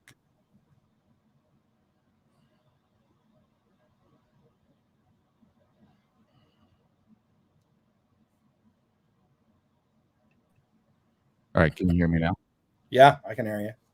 All right. Let me do this. All right. Can you still hear me? Yeah, I can hear you. I can't see it, but I can hear you. All right. I'm trying some MacGyver stuff right now, everybody. So, all right. Let's see. So looks like they can hear us both. Yeah, and I can hear you now. And they're saying there's a small echo. Small echo. Let me see.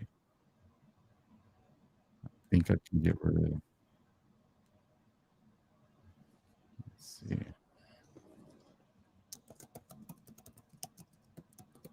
I'm just afraid if I leave the studio on this one, but it should be fine.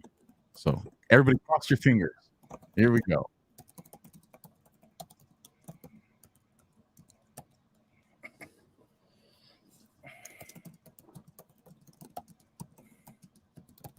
All right, can you hear me? Yeah. No echo. All right.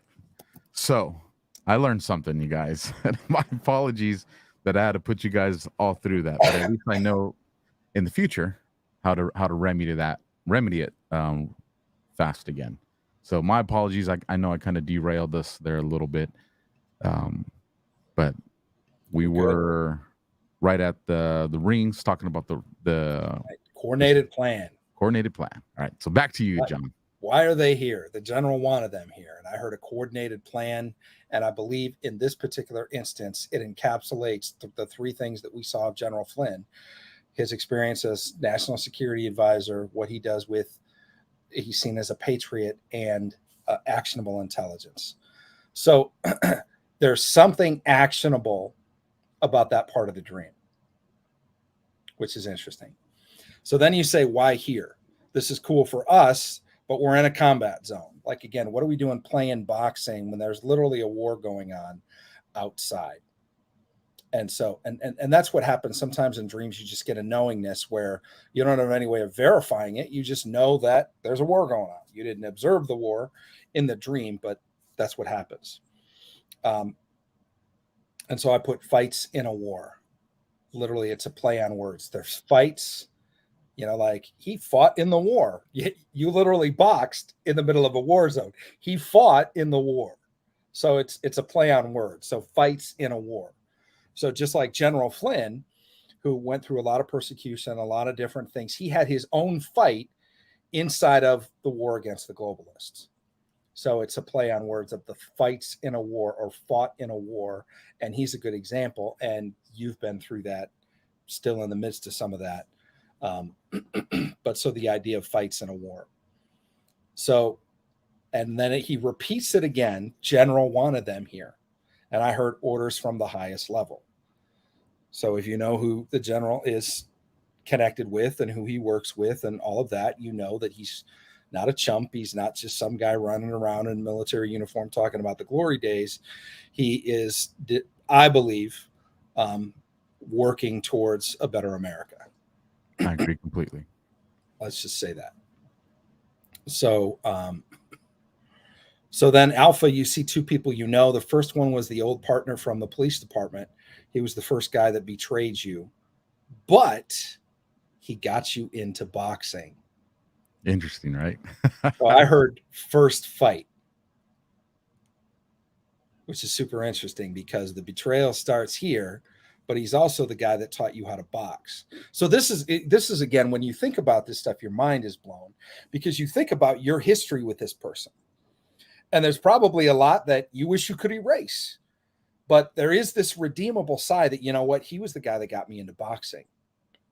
And then you ended up in a much bigger fight, probably because of his betrayal and subsequent betrayals since. But that was the first fight. And then you realize that God has a coordinated plan for your life and nothing is by accident and everything is moving you towards an eventuality in a moment that you have where you're making an impact on the earth. And a lot of us live our lives either for comfort or thinking, well, I want to just, get married, have kids, raise a family, have a nice home, have a cushy job for 20 years. If you look at Abraham Lincoln's life, and I'm so glad I studied him because he was a symbol in his dream, his life was a slow motion train wreck. Like he was literally hospitalized like 3 times with nervous breakdowns. His fiance died. He started 2 or 3 businesses. He went bankrupt every time. He ran for Congress because he was homeless. Because I'm literally like not going to eat if I don't win this election. That's why he ran for Congress. He's in Congress a year and somebody nominates him for the presidency. It was a joke. They wanted to distract against another guy they wanted to win the primary and this and that. And nobody ever thought on the Republican ticket that Lincoln would actually win the primary. And if they would have thought that, they never would have suggested, because here's what happens. He wins the primary. You would think the crowning moment of your life. He wins the primary and the South secedes. Between the time the election is over and the time he's inaugurated, half the nation quits the nation because he won. Like, I'm sorry, I know people believe Trump is controversial. Trump doesn't even hold a candle to how controversial Lincoln was. Like, not even in the same ballpark. Which is funny because the media tries to put down, oh, he's the most divisive and World War III and the worst thing that's ever happened in the history of the world, until they want to say the same exact stuff about somebody like Putin. And then it's the same talking points that he's alone, he's isolated, nobody's around him, he's losing his mind, he's going to start World War III, his fingers on the button. Like, guys, get new talking points. Like, say he's got syphilis or something more interesting than the same exact thing you said about the last guy. Like, come on, you know. But he had a 26% approval rating. I mean, he suspended the writ of habeas corpus. He set out a standing army. He sent out an army against the sitting legislature of Kansas. They surrounded the building while the legislature was meeting. Could you imagine this? In light of, people want to talk about how horrible January 6th was. Imagine if the president sends to a state capitol an army to surround a building while they're voting on legislation. Could you imagine They would what the love media that. would do with this stuff? Like, this actually happened. He's a dictator. He's a king. He was called a dictator, a tyrant, and a despot by his own cabinet. Those are the guys that he brought with him to govern the country, right? And then there were the stalwarts and the conservatives of the Republican Party that were the two ends, the right and the left of the Republican side. Both of them absolutely hated him, but they were still Republicans. And then there were the Democrats, and the Democrats absolutely hated him, but they were still in the Union. And then there was the whole Confederacy that everybody wanted him dead. So, I mean, it was just absolutely incredible when you think about what that means and what it means in light of history. You start to look at things a little bit different. So the whole idea of, back to some of the stuff in the dream, the first fight, there was the betrayal. And, but this was the guy, the first guy the guy that you knew, your former partner from the police department, first betrayal, got you into boxing, literally your first fight. And then he's building the ring. He's over there trying to put the ring together. And what I heard was building a base or building a platform. There's a fight, and it may not have happened yet. It may still be coming in your life that is going to be so big that the world is going to see it, that it's going to be on a flashy platform, that it's going to be in a place, but it's going to impact what's going on in the middle of a war. It's going to be your opportunity to fight in the war, and the war will be related to what's happening in the Patriot versus whoever the other side is, the traitors or whatever you want to call them. I don't like labels, but that's where this is heading towards. So it's interesting because you're like, looks like it's time for me to get in shape. You say this to the guy that betrayed you, and you're like, and so what's absolutely fascinating about this. Now again, when you spend as much time with dreams as I do, you kind of go in slow motion and you start thinking about that. What possessed you to be in this Jeep with this black guy, pull up to this Quonset hut at the very edge of the base, to walk in, to realize it's in a hangar, to see two boxing rings, how beautifully they're laid out. You see your old coach, you see your old partner, you still got the black guy, angelic figure, whatever he was with you. And then you see General Flynn, And your first thought was, this is about me. I got to get ready for a fight. Why would you think the fight would have anything to do with you? But it's fascinating that that's your first thought. Your first thought is, I got to get ready to fight. Maybe the general's going to box. Maybe your old partner's going to box. Maybe your old coach is. But it's interesting that you have the guy that got you into boxing and your old coach. And there's an angelic presence, and there's the general. Could the general be the new coach for a bigger fight? Interesting. In the middle of a war. Very interesting, man. There's 2 fights that are going to happen. So yeah, it's the juxtaposition of who you know there and who you recognize there are fascinating. Are just fascinating. But let me get back to, we're almost done with going through the symbols. And I know this is taking a long time, but I want you to get the nuances. So I'm enjoying this, man. I'm wild. Seriously, brother. I'm wild right now. Cool. Well, and I'm reading the chat, you know, yeah, and the chat's loving it too. Chickaboom's like, I'm so loving this. Me too. Me too. We get, I'm kind of a dream geek. So a lot of times we get bogged down with the details, and people are like, dude, just tell us what it means. You're an hour and a half in. Like, what does the freaking thing mean? And I'm like, what's almost more important about understanding the dream is how we get there. Because the journey to understanding the dream is in itself supernatural. Because again, I didn't sit down and come up with my own thoughts on this. I heard stuff like the quote from, you want me on that wall, you need me on that wall. What's happening? There's a guy that's on trial, and it ends up being the general that's on trial. And so you look at the bigger context in light of Flynn being in a general sitting on the wall, and like, you could go down those rabbit holes for days. Go back, watch the movie, go back and watch the movie about setting up the president, about General Flynn and that whole thing. Look at the juxtaposition between the general and that, and how they tried to make it look. And one was real. The general was a bad guy. The other one, I don't believe he was at all. Well, it's especially the general in that movie is at Guantanamo Bay. I'm not even going to go there, everybody. We're not going there, but I'm telling you, believe it or not, there is way more than we're going to get into. Some of it we actually can't talk about live on the air because, I just might mention a few things. But so you said, I think it's time for me to get in shape. I heard get ready for a fight, betrayal. Then I heard capital the show.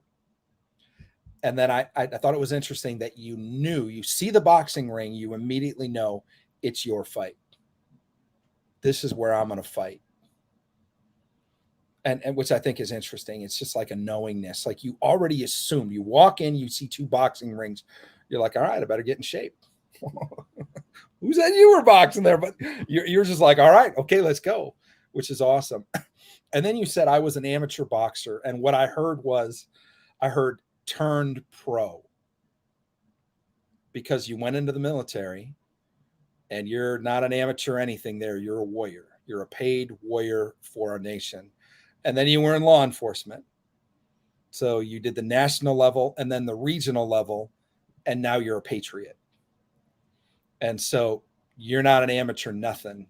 You're fighting battles for real that have consequences, some on a bigger scale, some on a more regional scale, and then some on a whole country and the future of freedom in the world, I believe, kind of a scale. So in the other corner, you see Coach Diaz, your old boxing coach, right? And what I heard is you have good help. Now, I'm not always prompted to do this, but I was particularly prompted to look up the name meaning of Diaz. And Diaz means son of Diego. I think it's interesting. Sounds like San Diego, but it's son of Diego. And Diego means 2 things. It means teacher, and it means may God protect. Wow. Wow, man. Oh my. There's so much depth. So this guy who's known, who's produced boxers on a world level, world champion level, Coach Diaz, highly respected, highly honored man in the world of boxing. The last name, literally, like, again, you can't make this stuff up. Like, God used him specifically because he trains the best in the world. He was also your coach, but his name means teacher. He's a coach. May God protect. Like, son of, teacher, or coach, may God protect. So not only is it talking about what he's doing, son of Diego being a teacher, that means God protect, means literally he comes from a lineage of coaches or teachers that teach people how to protect themselves, but also rely on the protection of God in what they do. I'll tell you what, if there's two people that believe in God, it's a boxer getting in a ring against a formidable opponent, and it's a soldier going to war. And in this dream, you're both.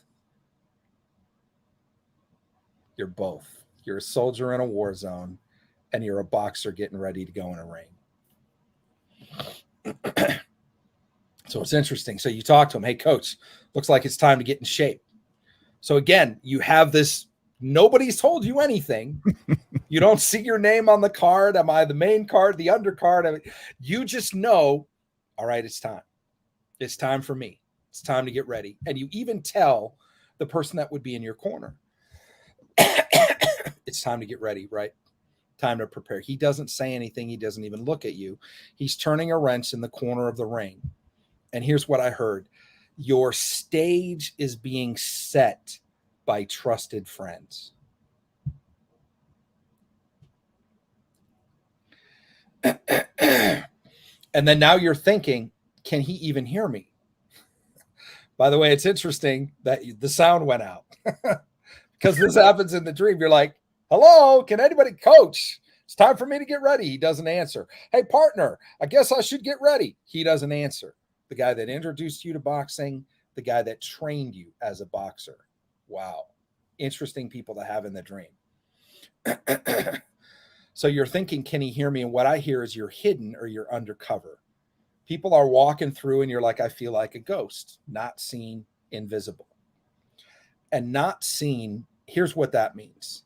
That means the platform that you've seen or been on and the level of notoriety or media or whatever that you've had to this point is absolutely nothing compared to what's coming. And it may involve a fight. Just saying. So now you leave the gym with the black guy. That's one of those ones that's yeah, that's exciting and that's scary. That's scary. It's scary, but it's exciting. And if you got people like General Flynn and your old boxing coach, these are the characters, these are the visuals in the dream. Like, imagine being a Patriot going through a fight, but it was a fight that the whole world could see, but Flynn's in your corner. That's a whole different level of battle, but it's a whole different level of support too. And we know that God provides. You know, he doesn't send you into something without delivering you. He doesn't, he's going to give you the people that you need. And that's what the stage is being set by trusted friends, which means it's going to be a fair fight. Your coach is over there turning the wrench, making sure the ropes are tight. There's no loosey-goosey stuff. Nobody's going to trip and fall out of the ring. It's going to be set to go, and it's going to be fair, which I think is interesting. So you still got your guide with you. You leave the gym with the black guy, right? Shadowy figure. You walk to another area of the camp. Now you're talking about old combat memories. This is so fascinating. This is so cool.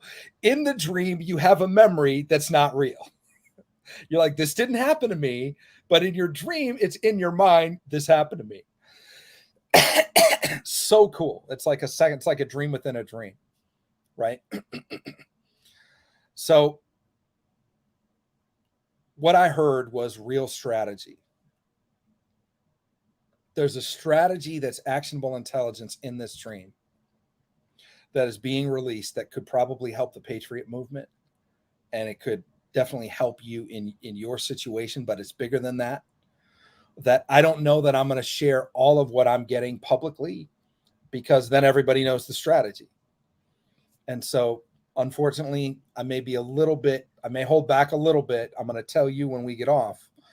But just for the audience, please don't be mad at me. But a lot of times God will release a strategy that, again, is actionable. If God told you how to win your lawsuit against Department of Justice or whoever it is that's going after you, you don't want to get on YouTube or on Rumble and say that. Like, hello. And so that's a piece of the actionable intelligence. The mics were, my headphones got muted. Man upstairs probably saying, hey, remember, you guys are crossing into a threshold here where be careful with what you share. Yeah. I'm listening. It's crazy. So you're talking about an old combat memory that's not real, but the strategy is real. Every sniper kept taking a bunch. There was an enemy sniper that was taking a bunch of your guys down, which was real casualties. You're in a war with you're talking about a time when you were in a war with real casualties. Your job was to take him down. Here's what I heard, and I'm not going to say much beyond this. I heard counter-offensive and counter-terrorism. So again, if you guys remember, this was during one of the combat exchanges. The guy kind of makes you hover. He says, hey, run back outside and draw fire so I can shoot him. And then he's like, no, I'm just kidding. Like, don't do that. Like, and there's probably a handful of privates that would be, sir, yes, sir. Run, run. No, you're going to die. But the whole concept is draw fire for the kill shot. What's that movie with the two snipers? I think the one was Nazi and the other was Russian, or it was American and a Nazi. It was a World War II setting. And there's the one guy that every time he takes a shot, he says the Psalm, blessed be the Lord, my strength, who teaches my hands to war. And it's literally sniper against sniper. And at one point he takes a hat and he throws it up and boom, it's immediately shot, but it gives away that guy's position. And then he shoots him right through the sight of his gun. Man, I can't put my thumb on that one.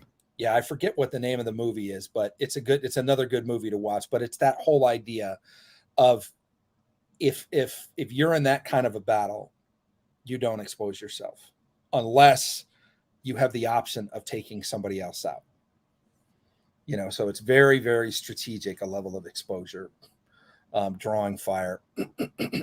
So then you talk about how this was in a publication, a guy in Afghanistan, platoon leader tells him to pop up to draw fire. And then he says, just kidding, dummy. And here's what I heard. I heard kidding, not kidding. Kind of like sorry, not sorry. Kidding, not kidding. Maybe part of a strategy, I'm just saying.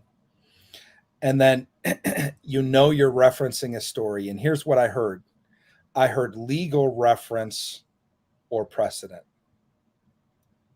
Now, again, forgive me. I'm going to be intentionally vague. There's something here that's actionable for you. So then you're walking down a path, a road that's not paved, which means you're walking on with life. And it's a sunny, beautiful day. And I hear new day. It's interesting that you walk out of the boxing ring. You didn't fight in the dream, but you walk out of the dream and now you're like, the sun is shining, the birds are singing, it's like a Disney movie, Now the interesting thing about this, John, it was like, if you could describe the perfect day or the perfect weather, like that's the way it was, like the temperature, the light from it's so hard to describe, but just think of your best day and it was better than that. Like it was everything from the light to the temperature. It was a perfect day. Like it stuck out a lot, man. It was nice. Yeah. Well, what I heard is a new day. Like it's a new day for America kind of a thing. Like there's going to come a time when what we're all going through and what you've gone through more than most everybody is going to be worth something. And it's going to be a new day. You're not always going to fight this battle or this war. So you ready for the best part? This is mind blowing. This is going to gut punch you, man. So it's walking down a path, sun shining, new day. One of the guys says, "Hey man, what's your record?" And I heard, "It's a victory inquiry." Nobody wants to know what your losses are. They want to know what your wins are, but they say, "What is your record?" And you say 3-1. And then you say, "Actually, my record legitimately is 2-1." Well, what it was I didn't say 3-1. The guy, so the group of guys I'm walking with, someone answers 3-1. Right.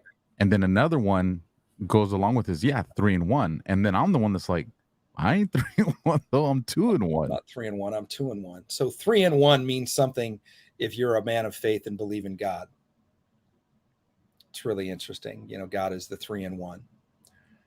But when somebody else says 3-1 and you're like, "No, my record is 2-1,"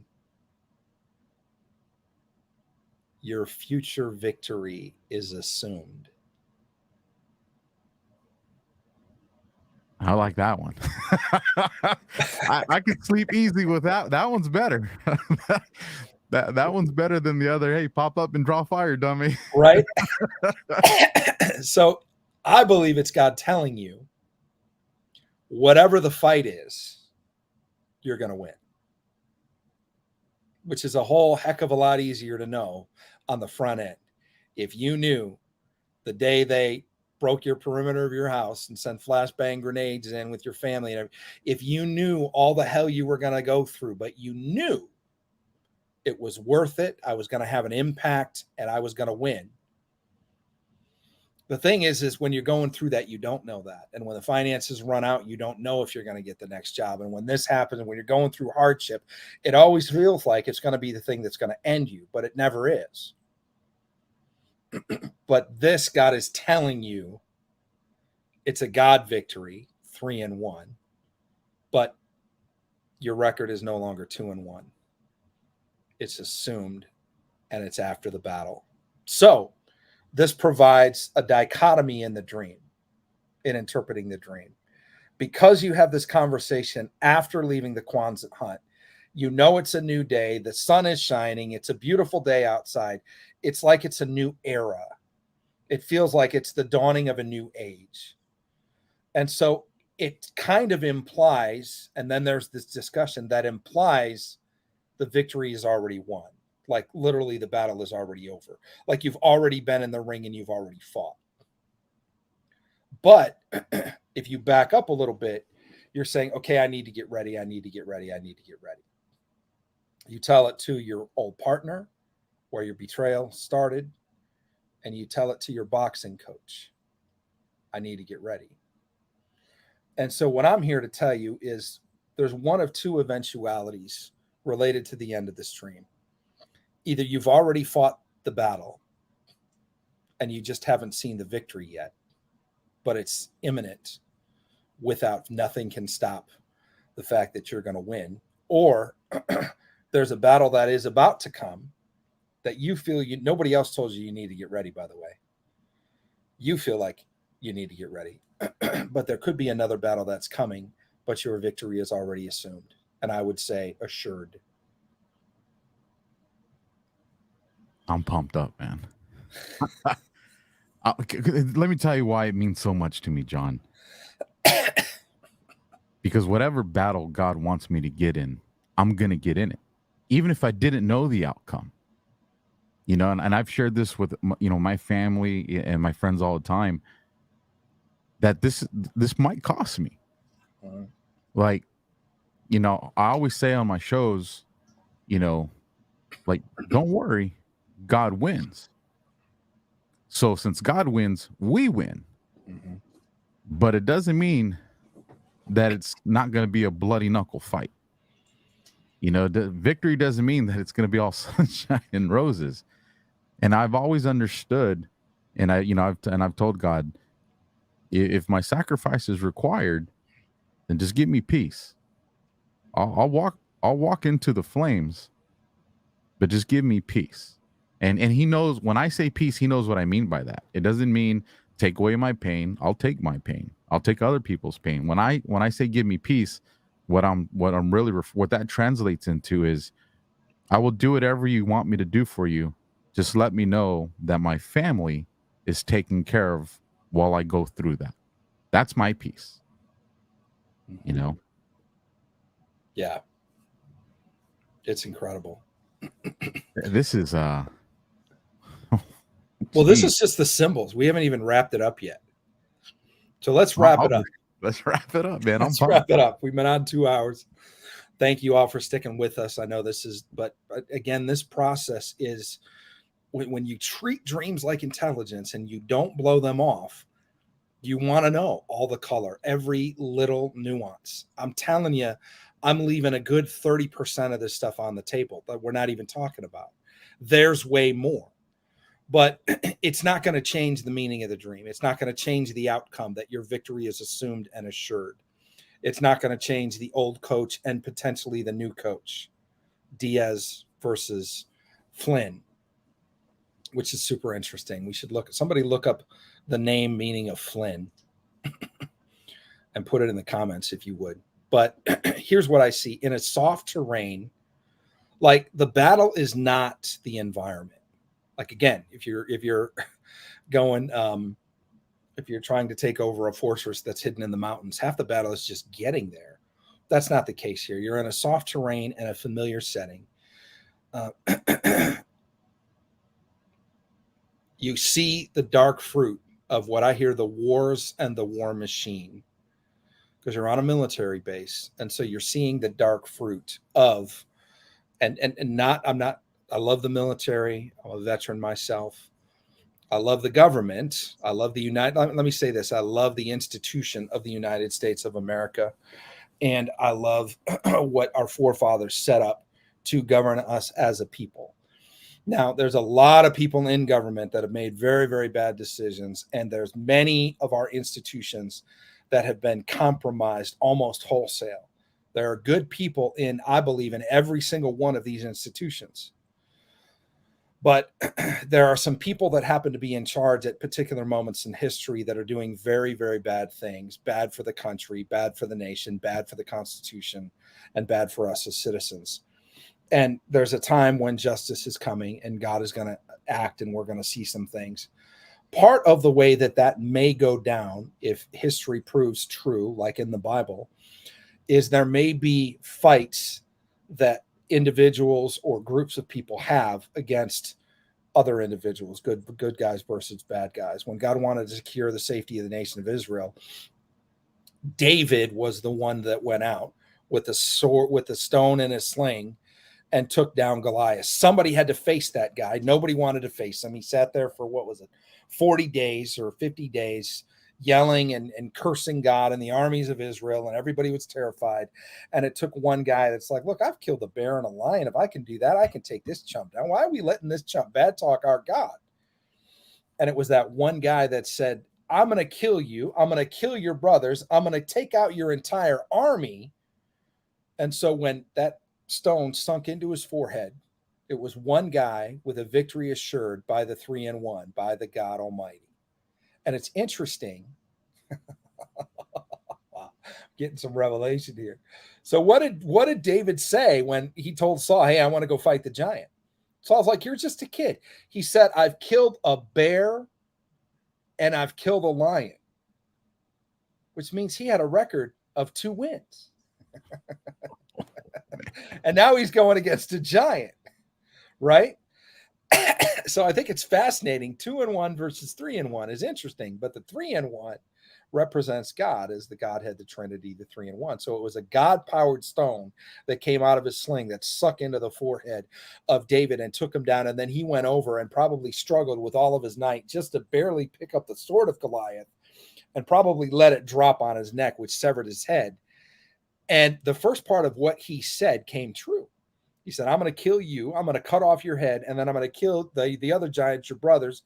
And I'm going to take out this army. So, as soon as they saw his head was off, the army scattered because of this one kid. They were gone. Like the battle was over. And then the rest of the time was pursuing and killing all the bad guys. It was literally like the war was over. One guy faced what seemed to be an insurmountable battle with the power of God, assured the victory of the nation this happens. So certain elements in power have assumed a semi-established staging area. We could call this, people like the name deep state, whatever you want to call it. There's nefarious forces within probably all levels at this point of our federal government and our institutions that choose to do harm to the United States and to its people and to the future of our country, our liberties, our freedom. If this is new to you, you need to be watching AlphaWarrior a whole lot more. Most of you that are on the show, you already get this. It's already kind of like, duh, we get that we understand it. Here's part of the good news.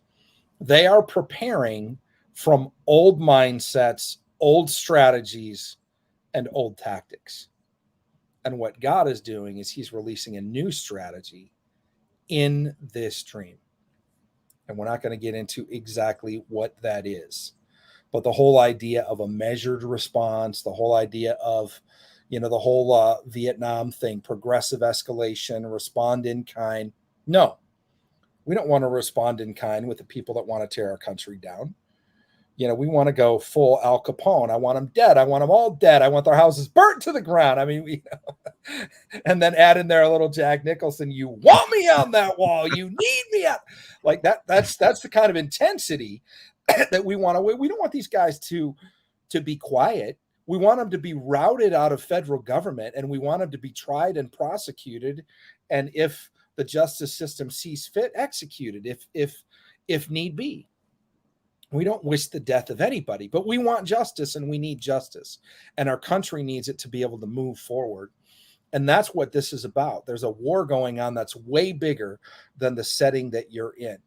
And there's a dark orchard, and there's something that's about to happen at the root where the retaining wall is, where Flynn is. Flynn sat on this wall, right? The Patriot movement, a lot of people in the Patriot movement have, been censored and banned and arrested and all, lost income and all kinds of trials that they've been through. They've stood on the wall, but the wall gets to the root of the dark orchard.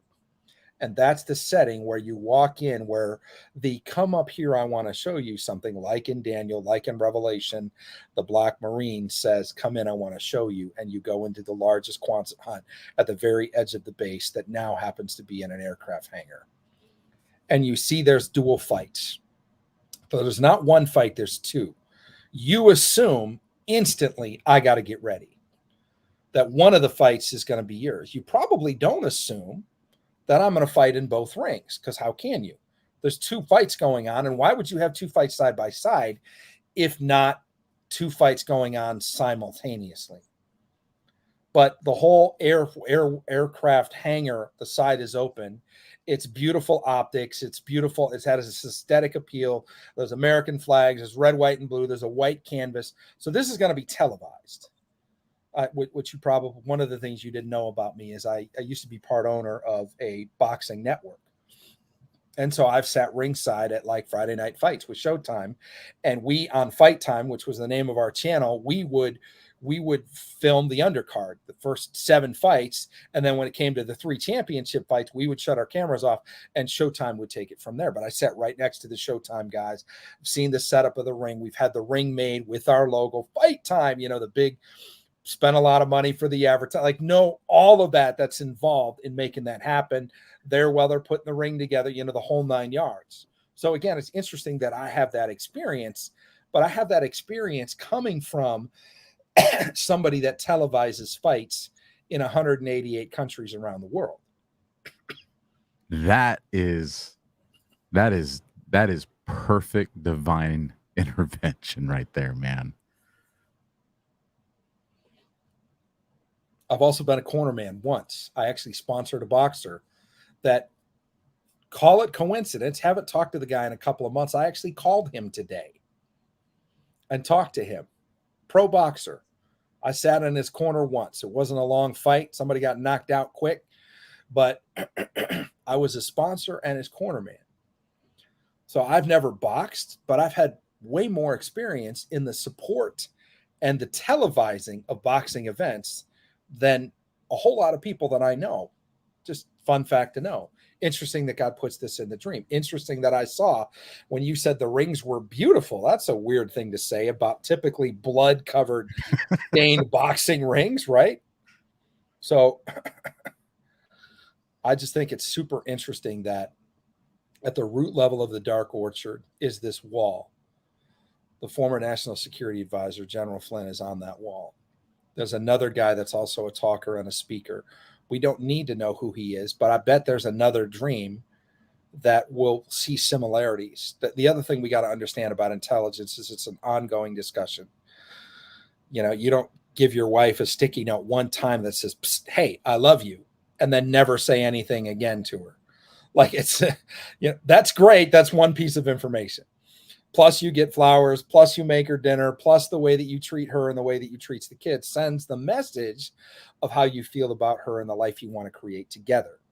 So when people get one dream, especially when it's a dream that's like really phenomenal like this, they're like, "Oh, that was amazing." I'm telling you, you're having dreams I have 2 to 6 dreams a night.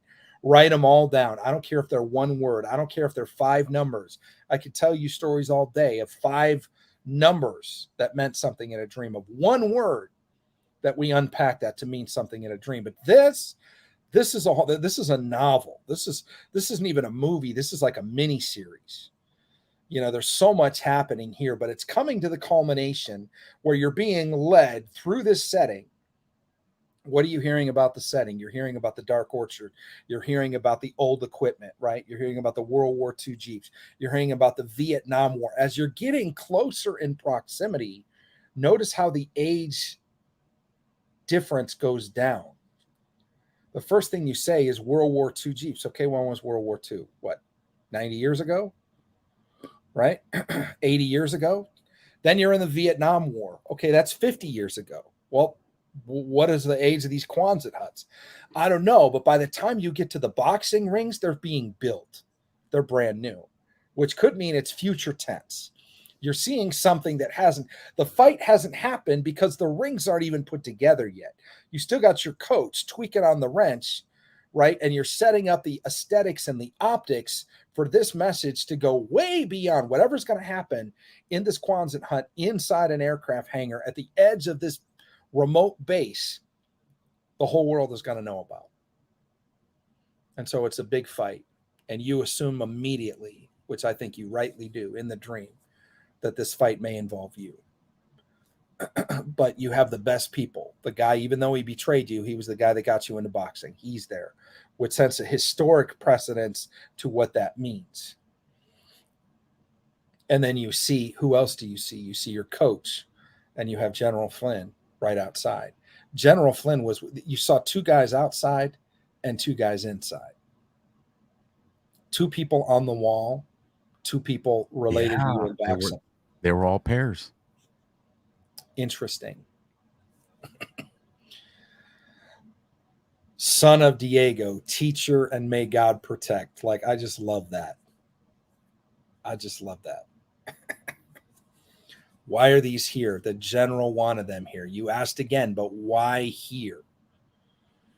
The general wanted them here. Interesting. So if there's, say, an event or a strategy, or you're part of a coordination or a facilitation of a larger thing that's happening, but General Flynn is the head of it, this isn't about you. It's not about your life. It's not about even people like you.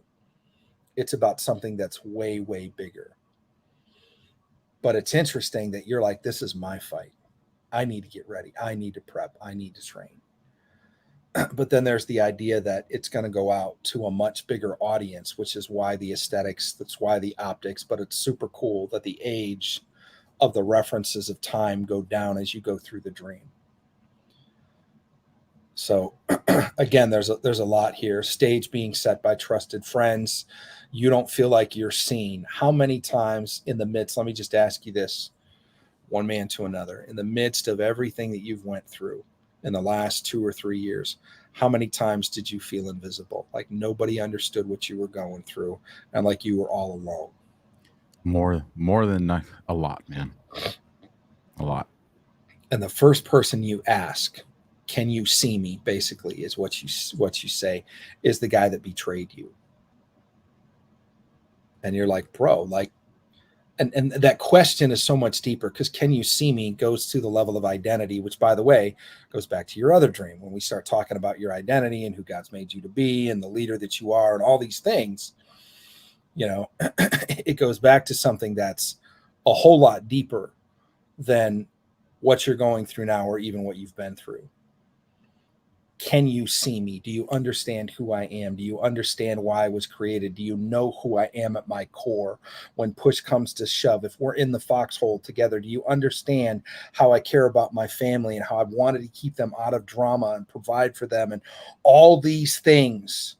Not just who you are, but what you've been through, what you've experienced, how you've responded, and what your hopes and dreams are for you and yours for the future. When you're saying, am I seen? You want people in your corner that understand that. And the first guy didn't. And the second guy, you're not asking that to. What are you asking him? The second guy, you say, hey, coach, I guess it's time for me to get in shape. And he ignores you. He doesn't say anything or turn to look. It means one of two things. You assume he doesn't hear you. But it could also be that it's laughable what you're saying, that it's like, bro, you're already in shape. Like, it's like Mike Tyson in his prime looking at his coach. Should I go run 2 miles before the fight? Dude, you're there. All you got to get in the ring and knock this joker out in the first round, 12 seconds in. That's it. That's all that's left to do. So I think that's interesting. But you felt like a ghost because of these two circumstances. But it's right at that moment that I feel like God releases the strategy where you start talking about the memory that's not a memory. And it's really a story. And it's about drawing fire. And then the whole scene ends with your victory assumed and assured. You're going to fight in the war. There's a war going on for this nation, as we all know right now. You're going to fight, but it's not a fight that's going to put your life in danger. Boxing matches very rarely end in death. You might get your clock clean. You might get knocked out. You know, it's not saying it's not nothing, but it's not war. And so I think there's a big difference between the war going on outside and the display that's happening inside. It's for entertainment purposes. It's a show. Somebody recently said, I forget who, it's going to be like a movie. You're going to see things like a movie. It's going to be the best movie we've ever seen. But it's going to be like a movie. So what if there needs to be a display in terms of justice, and it's only a fight that you can fight, and it may be the very fight that you were born for, but you immediately see the ring and you recognize this is mine. And the dream closes with 3-1 versus 2-1. You don't even think you've won yet, and you've already won. You've already won, brother.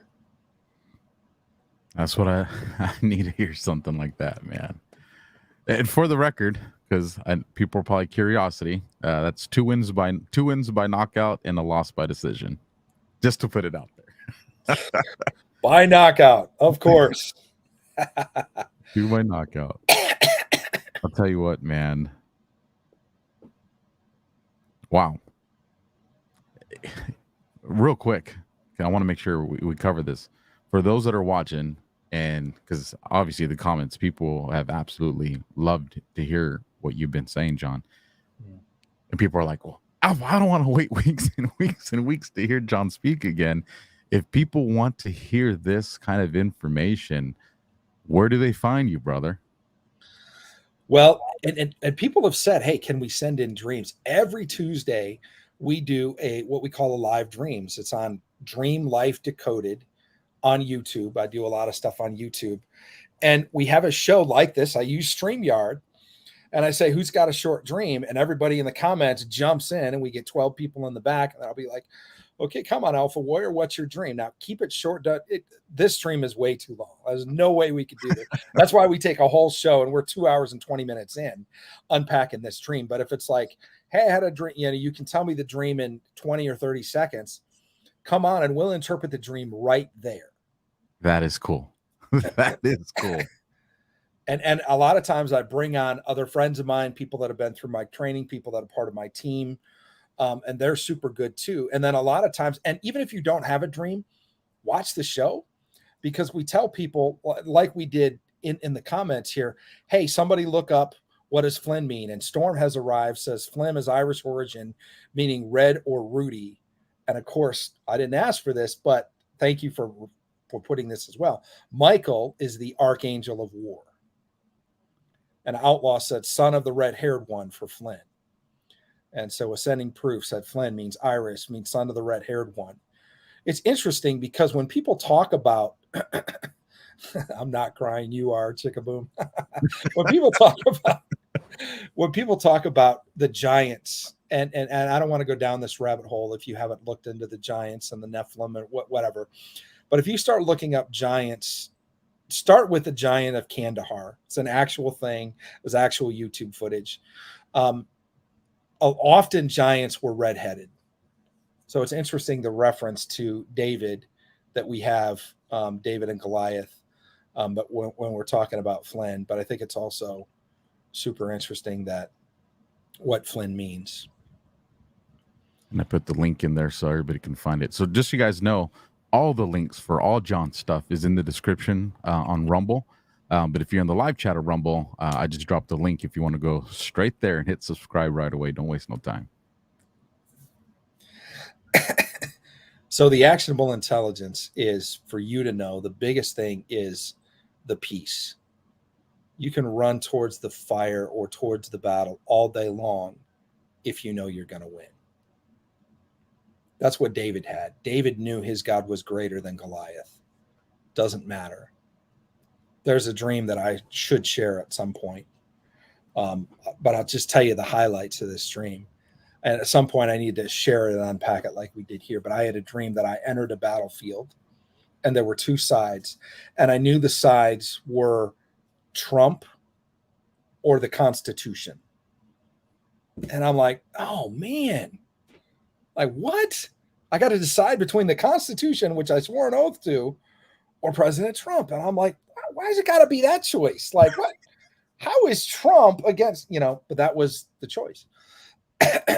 And so initially I took the side of the Constitution. Against all enemies, foreign and domestic, right? So I'm up at the foxhole near the front, and there's a massive giant that comes in and starts pulling people out of the foxholes on both sides and just throwing them like rag dolls and just killing all of these people. And I pull out a weapon. I won't tell you all the details. And I shoot the giant, and the giant goes down. And then I run over to the other side. And now I'm on Trump's side. And I believe, I'll just give you this much. I believe the giant was the media.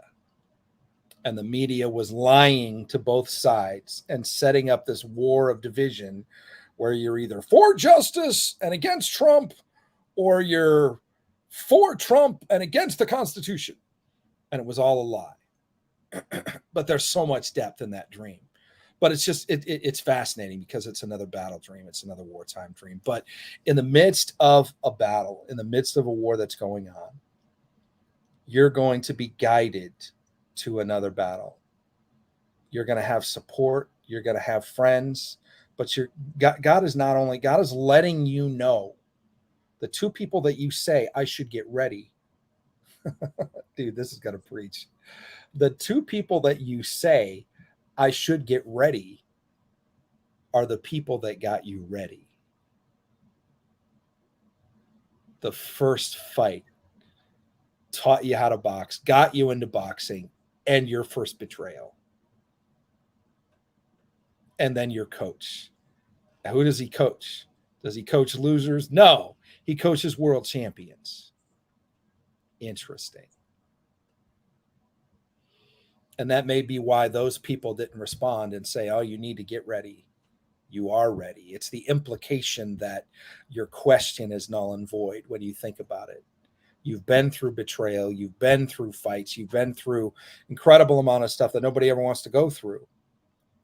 But you've been through it, and you're still here, and you're still standing. And I would wager, you would probably even say you're stronger for it. You're better for it.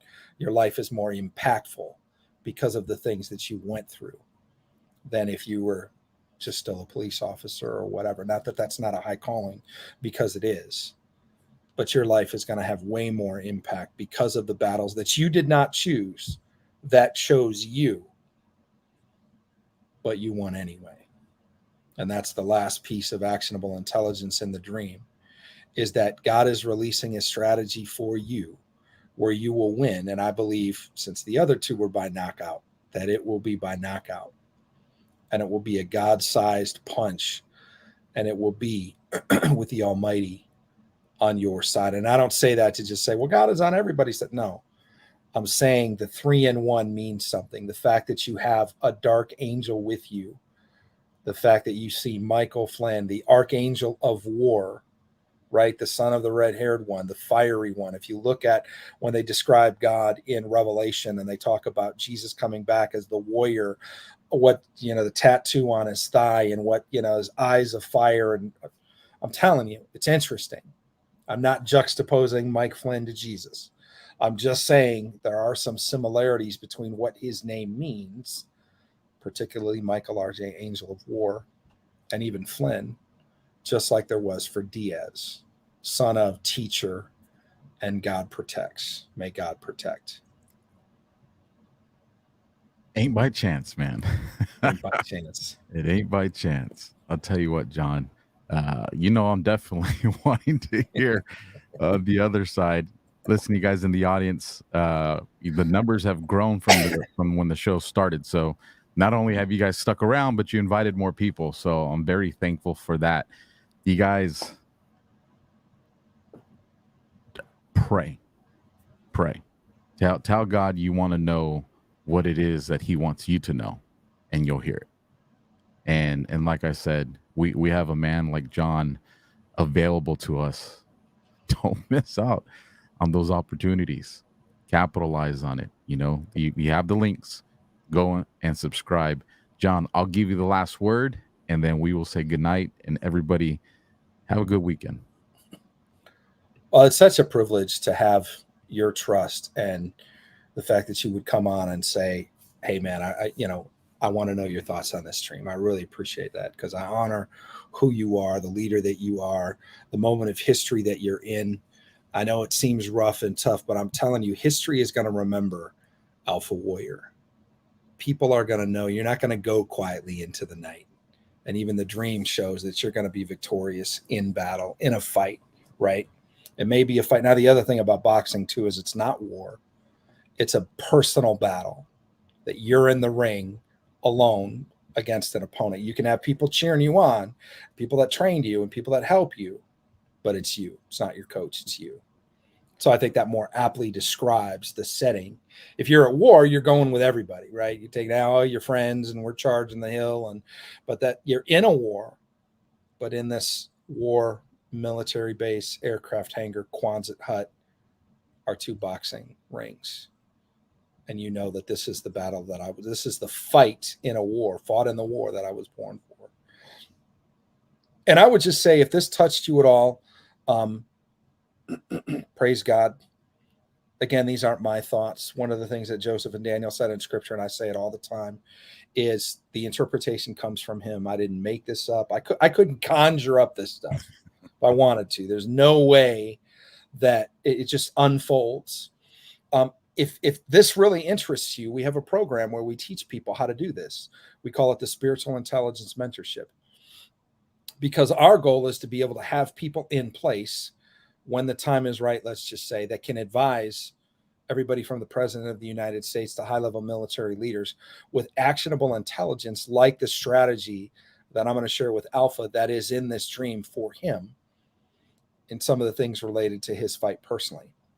We've already done some of that. We want to do more of that. We need an army of people. We have former Green Berets, former law enforcement. We've had federal judges even interested in being in our program, people that have ran for Congress or assisted those that have run for Congress, people that have advised all kinds of people. It doesn't matter. If you have an interest in this, or if dreams are interesting and spiritual intelligence at this level is interesting to you, check out spiritualintel.com. You can find me at Dream Life Decoded on YouTube. I'm also on Twitter. I'm tiny little presence. I've started a presence on Rumble because of the AlphaWarrior Show. But YouTube is probably mainly where we're at. And then the website, spiritualintel.com. I also have dreamlifedecoded.com. And again, if you have a dream, particularly if you have a dream where you think it's national level important, if it's about your dog throwing up and your girlfriend, talking to the cat, it may not be national level important, but if it's about Trump, or if it's about Biden or Obama or Russia and China and Ukraine, all these things, and you're like, man, I feel like this dream is important and I don't know what to do with it, but I want to get it to a team of people that will do something with it. Even if I don't hear back, they will look at this, and if there's intel in it that needs to be released to somebody, they'll take care of it. You can send us dreams at dreamlifedecoded.com, dreamlifedecoded@gmail.com. If you have a short dream that you want to get interpreted, please join us for live dreams on Tuesday nights at 6 Eastern, 5 Central. And we're on for 2 hours where we just do this, but we do it one after another. They're usually 5 to 20 minute conversations, and we want to give people the time, but the goal is to be able to have 12 to 20 people on a night that get an answer for their dream. And it's so cool. It's cool to do this one because you get to do a deep dive and really see, ripping the meat off the bone. But it's also fun to see one after another, after another, after another. Sometimes kids come on. Sometimes it's just a whole wide variety of things that happen. So thanks again for the honor and the privilege of sharing, what I'm hearing from God for you in this dream, and for sharing me with your audience. I'm always humbled to be on your show, and I love it and I appreciate it, man. The honor is mine, and I know I speak for the audience with that one too, John. Brother, don't stop what you're doing, and you're in a lot of prayers because you're allowing people to understand this gift that is just right here and here. You just gotta listen. You just gotta listen. With that, you guys, I will see you guys all Monday. 6 p.m. Pacific, 9 p.m. Eastern. As always, you guys, God bless. This is the AlphaWarrior Show. First in, last out. See you guys next time.